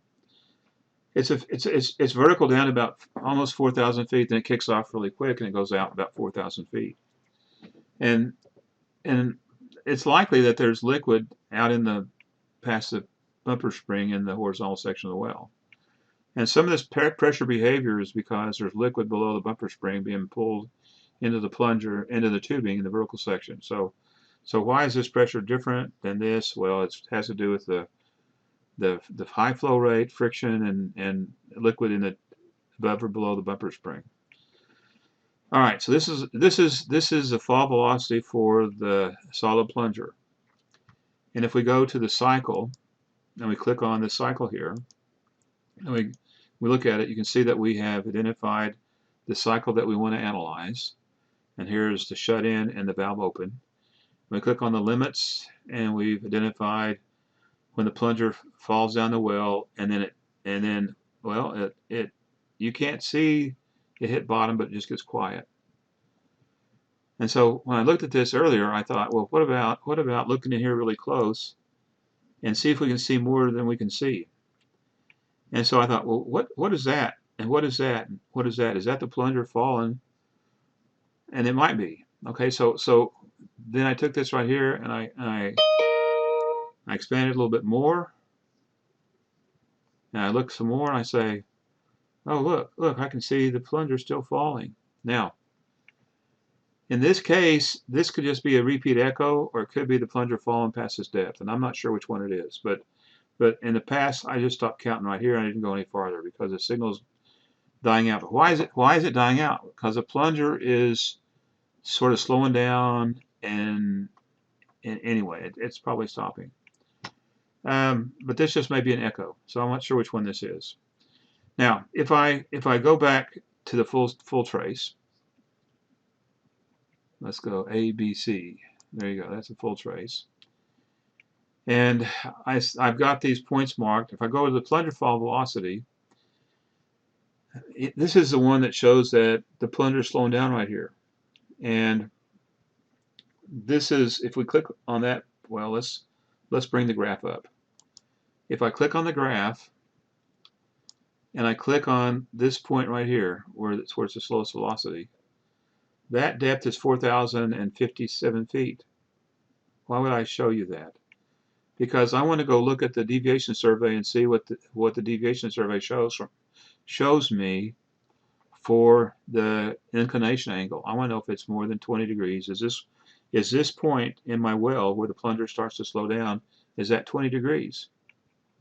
Okay, so anyway, that's one thing I probably would check, because I can see the plunger, start to slow down, and it's either that point or that point right there. It's where the plunger is slowing down. So one of these, somewhere in here is where that plunger is slowing down. Now, what else can we see? If we take this little slider right here, and you can see how distinct these spikes are. We could count these. I'm showing both the tubing pressure and I'm showing the acoustic signal. The tubing pressure is in green and the acoustic signature is in black. And if I go into settings, I can turn off the tubing pressure. But in some cases, the tubing pressure is easier to identify the caller than the acoustic signal. So in this case, either one will work. Both of them work just fine. So I can see the signal here on the pressure signal. I can see it on the tubing pressure. Now, if you look at this, you can see that this is 1 minute, and there's 1, 2, 3, 4, 5, 6, 7, 8, 9, 10 echoes per minute. Now, if I move down here toward the end, you're going to see that the number of echoes per minute, 1, 2, 3, 4, 5, 6, 7, 8, there's one less. And so when something slows down, that means there's more space, more time between the echoes. When something speeds up, that means the echoes are more closely spaced. And so when you look at this data and you see that these spikes are closer together, that means it's going faster. If you see they're farther apart, that means it's slowing down. Okay, so anyway, this is the one that is the solid plunger.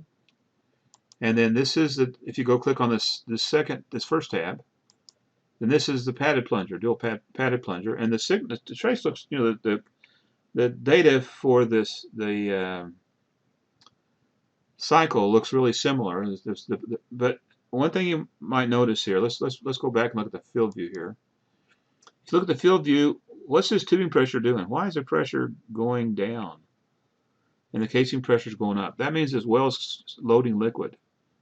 Okay, that means that the liquid in the tubing is somewhat changing and causing the, well, if I look right here, the pressure right there is 207 psi, and the pressure right there is the same. So it hadn't changed. My eyeball says it's going down, and my data says it's not. So I don't know why that's 207.9 right there, and it's over here is 0.7 psi. Not much change, okay? But the liquid is running it into the horizontal section of the wellbore and pulling the pressure down the tubing. Is what I think. That's what I think is probably going on here. And that means there's no additional flow in the tubing from the formation. But there is a little bit of additional pressure buildup in the casing, trying to hold what liquid goes in the tubing into the tubing. So it's getting farther and farther apart. All right. Now, so this is the padded plunger, and both of these wells had a little quiet area right here where it's hard to count collars. And that probably indicates, if we look at this screen right here and look at this screen right here, that probably means that there's some kind of issue with the tubing. See how the signal changes right there, and all we're looking at is two different plungers in the same well, but at the same elapsed time, there's something going on right there in both wells. So I would probably want to know. Look at my deviation survey. I want to try to figure that out. Now, if I look at the cycle, and I go in to look at the cycle that we're going to analyze, and you can see here that in this well, look, when the plunger goes by the kickoff point, it gets noisier. Why does the padded plunger get noisier when it goes by the kickoff point? Because the pads are really hitting the sides of the tubing. Okay, and it's curved, it's making more racket. So there's more noise right there because the padded plunger is rubbing on the side of the tubing as it goes around that curve. All right, now, if we go in and look at this data, if we go to, there's a plunger. When I said it got on the bottom, and we zoom in and look at it, we're going to think we're not going to believe that we picked the right point. If we go to plunger fall, you can see the plunger fell all the way to the bottom. Okay. And what I want to show you though is if I go, these are spaced wider now. There's not 10. There's 1, 2, 3, 4, 5, 6, 7, 8, 9. It's falling slower. So the padded plunger slower. It should be because there's better seal. If we go to the right here and go out closer to the kickoff point, that's a color 109. We're somewhere in this area right here. So let's go down to about 109, 115. That'll be fine. If I click right there, it's going to show us that point right there. And now there's 1, 2, 3, 4, 5, 6, 7, 8. It's even going slower. Why is it going slower? Well, the pressure didn't go up. It only should have gotten slower if the pressure built up, but maybe the friction slowed it down a little bit too. But once we go around this curve, once we go past this curve, right here, we're going to see the spacing. I have to click on the real graph. When I click right there, the spacing is going to start to increase. Now see how this distance right here is a lot closer than over here. So this means it's going faster, because now it's gone past 20 degrees, and hopefully that corner right there is 20 degrees. I don't know what degree it is. I should calculate it, but I haven't done that. And so as we move on out here, these are getting closer and closer together because the plunger is speeding up. See, it's going faster and fast. See how it's going really fast right there. So from 136, it's going about 406. That one says 460 feet per minute. So it's going really fast through here because it's completely lost its seal, and it's going down a slide, like the side of the tubing, like a slide, and it's going faster and faster because there's the friction's not slowing it down, but the seal is gone and it's going speeding up. So this is a great example of comparing the same well, I think, with two different plungers in it, one solid, one padded, where the padded plunger speeds up and the solid plunger will slow down because of friction. Okay, that's an example. This is a good example. We talked about the fall velocity as a function of tubing pressure. And so if I click on this one and open it up, this is a well that each of these cycles here, the tubing pressure is getting less and less and less and less. And so as the tubing pressure decreases, for shut-in, the plunger is going faster and faster. And so if we go look at the ones that have been analyzed on this data set, I don't think they're all analyzed here. So this is cycle, that's the last cycle, and this is that cycle. And so if I look at this cycle right here, so let's go look at this cycle first. So let's go look at the first one, and that one is, you can put a comment. So instead of putting a comment, I put the fall velocity, I put 41.6 here. So if I go there and I go look at the cycle that I selected, which is this one, and I go to cycle limits, which I have here, okay, and then it shuts in right here, and then it's falling right here. You can't really see it.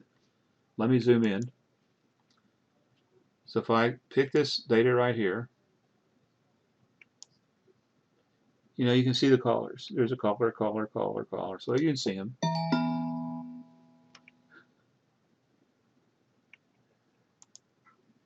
Okay. All right, so if I go to the plunger fall, you can see that this one is falling an average of about 478 feet per minute. And that is because it has the lowest pressure.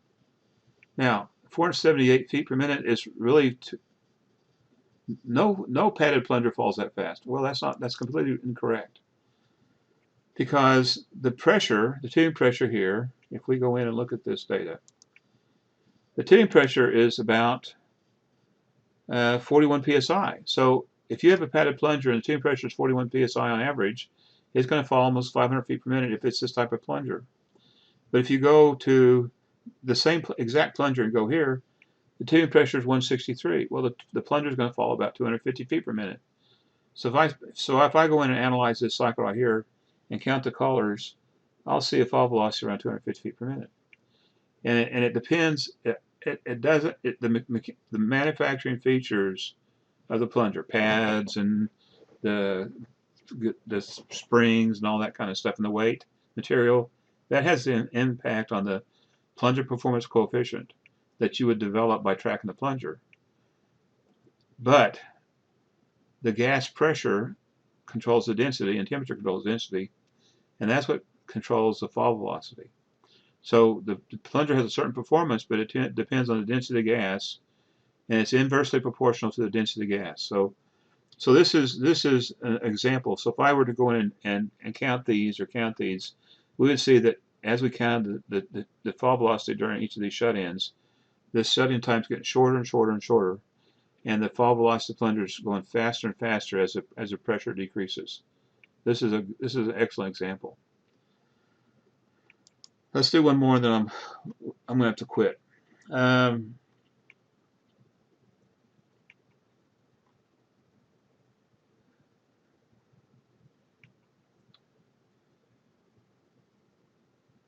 This is a standing valve in the well, and it says open and close. And so this is one of my favorite examples. I don't know why it is, but it's one of my favorite examples. And I probably know why, because I can see the standing valve open and close. And so if I were to take, I just clicked on open, plunger, standing valve, open and close, dual pad. And now I'm on the field view looking at the data, and I can see that here is where the plunger starts to fall. And we were doing a study on how much liquid's in the well, and we were trying to look at the tubing and casing pressure and measure the liquid. We had a very precise tester at the surface, and so there's some notations on the data that are annotations. If we go into annotations and look at it, we'll see that during the annotations, Well, I don't see him here. Maybe in the general stuff. General. If we go into the edit and we go to look at the general tab, then there's probably some notes there that have time on them. And if I look at this data and I scroll down, yeah, here is the flow rates, and these are all in metric. But anyway, this data is the elapsed time and then the meters cubed, the volume. So we were trying to understand the flow rate and the amount of liquid this well was producing, and we measured it into a tester. And so we did a lot of testing early on to prove to ourselves that this difference between tubing and casing pressure represents liquid. And there's several wells like this that we tested. But what's my point? My point is that if you look right there, there's not much liquid in the well, and the pressure difference between tubing and casing pressure is about a little more than 3 psi, and that's almost just the way the plunger. So right here, the difference in tubing and casing pressure is just the way the plunger. And as you move to the right, you get more and more difference in pressure because this well, the end of the tubing is set above the formation, and the standing valve is holding liquid in the tubing as the gas flows into the tubing. And so as the gas flows in the tubing, it's carrying liquid, and its pressure difference is more and more. And if we look right here over that section of the well right there, you can see the valve is closed and then it's open. And if we look really close, let me turn the casing pressure off. If we look close, see how the let me try to show this. If I pick from right here when the standing valve closes all the way over to about right there and look at that data, what I see is that it's closed and it's open and it's closed and it's open and it's closed. Now if I look at the spacing of those spikes right there, that spacing is a lot closer together than right here. And it's falling fast when the tubing pressure is flat, no flow. And then right here it slows down when there's flow into the tubing to the open standing valve, which was to me was like one of those, I don't know, eureka kind of things where you say, oh my gosh, look at this. This is something that's really cool. We can see that the velocity of plungers is changing due to the gas flow rate. And so if we go on farther and look out past when the plunger gets to the bottom. So let's expand this out farther. And look, now even here this is kind of cool. Look, the pressure builds up a certain amount of pressure, just enough to open the standing valve. And then right there, no flow, and it gets noisy as the standing valve flows gas in the tubing, and then it gets quiet as the standing valve closes. And so right here where it's building up, it's noisy. And this signal is what you would see if you had a standing valve in your well and it was opening and closing after the plunger got to bottom. And a lot of times you think, well, this little jump right here is when the plunger gets to bottom. On this well, that's when the plunger got to bottom, but this is a standing valve opening and closing. So sometimes people mistake the standing valve opening and closing for the plunger on bottom. So this is plunger on bottom. This is standing valve open and closing. Open, close, open, close. Now, if we go to a cycle and look at this, and let's look at it right here. Look at this. We have gone through and we've actually tracked the plunger, and we've see how the velocity is changing. This is a plot of the fall velocity, and the velocity is changing because when the standing valve is closed, the plunger speeds up, and then the plunger slows back down when the standing valve is open and the gas flows in the tubing. And so we added that feature to TAM, and so on the TAM analysis plots, we have the analysis of the plunger performance and the plots, and you can see here that I plotted tubing gas flow rate and plunger velocity on the same graph here to compare them.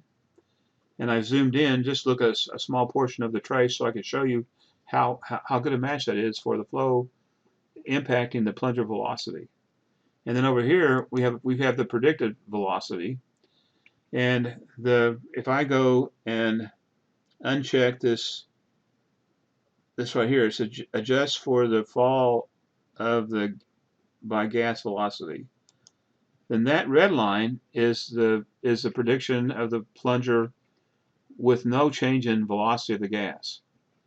And then if I check that box, then that is the velocity of the plunger impacted by the change in velocity of the gas in the tubing. And then from this point to the left, I haven't proven this yet. I think to this point to the left that this is when the flow in the well becomes turbulent and the drag coefficient stops being near 1. And so here, when the gas velocity is too high, it doesn't drag the plunger. But once, yes. It's 425. All right, well, so I guess that's the end, but this is a great example. You should look at it and play with the data and think about how the plunger velocity is impacted by laminar flow, slow gas velocities, and when the gas velocity is high, it's not impacted. Anyway, if we turn this off and then click right here, then that curve is like a best fit curve of the actual fall velocity. And that's what this table is. You can export this table if you want to play around with it. So it's a really good. It's a tool that has a lot of potential.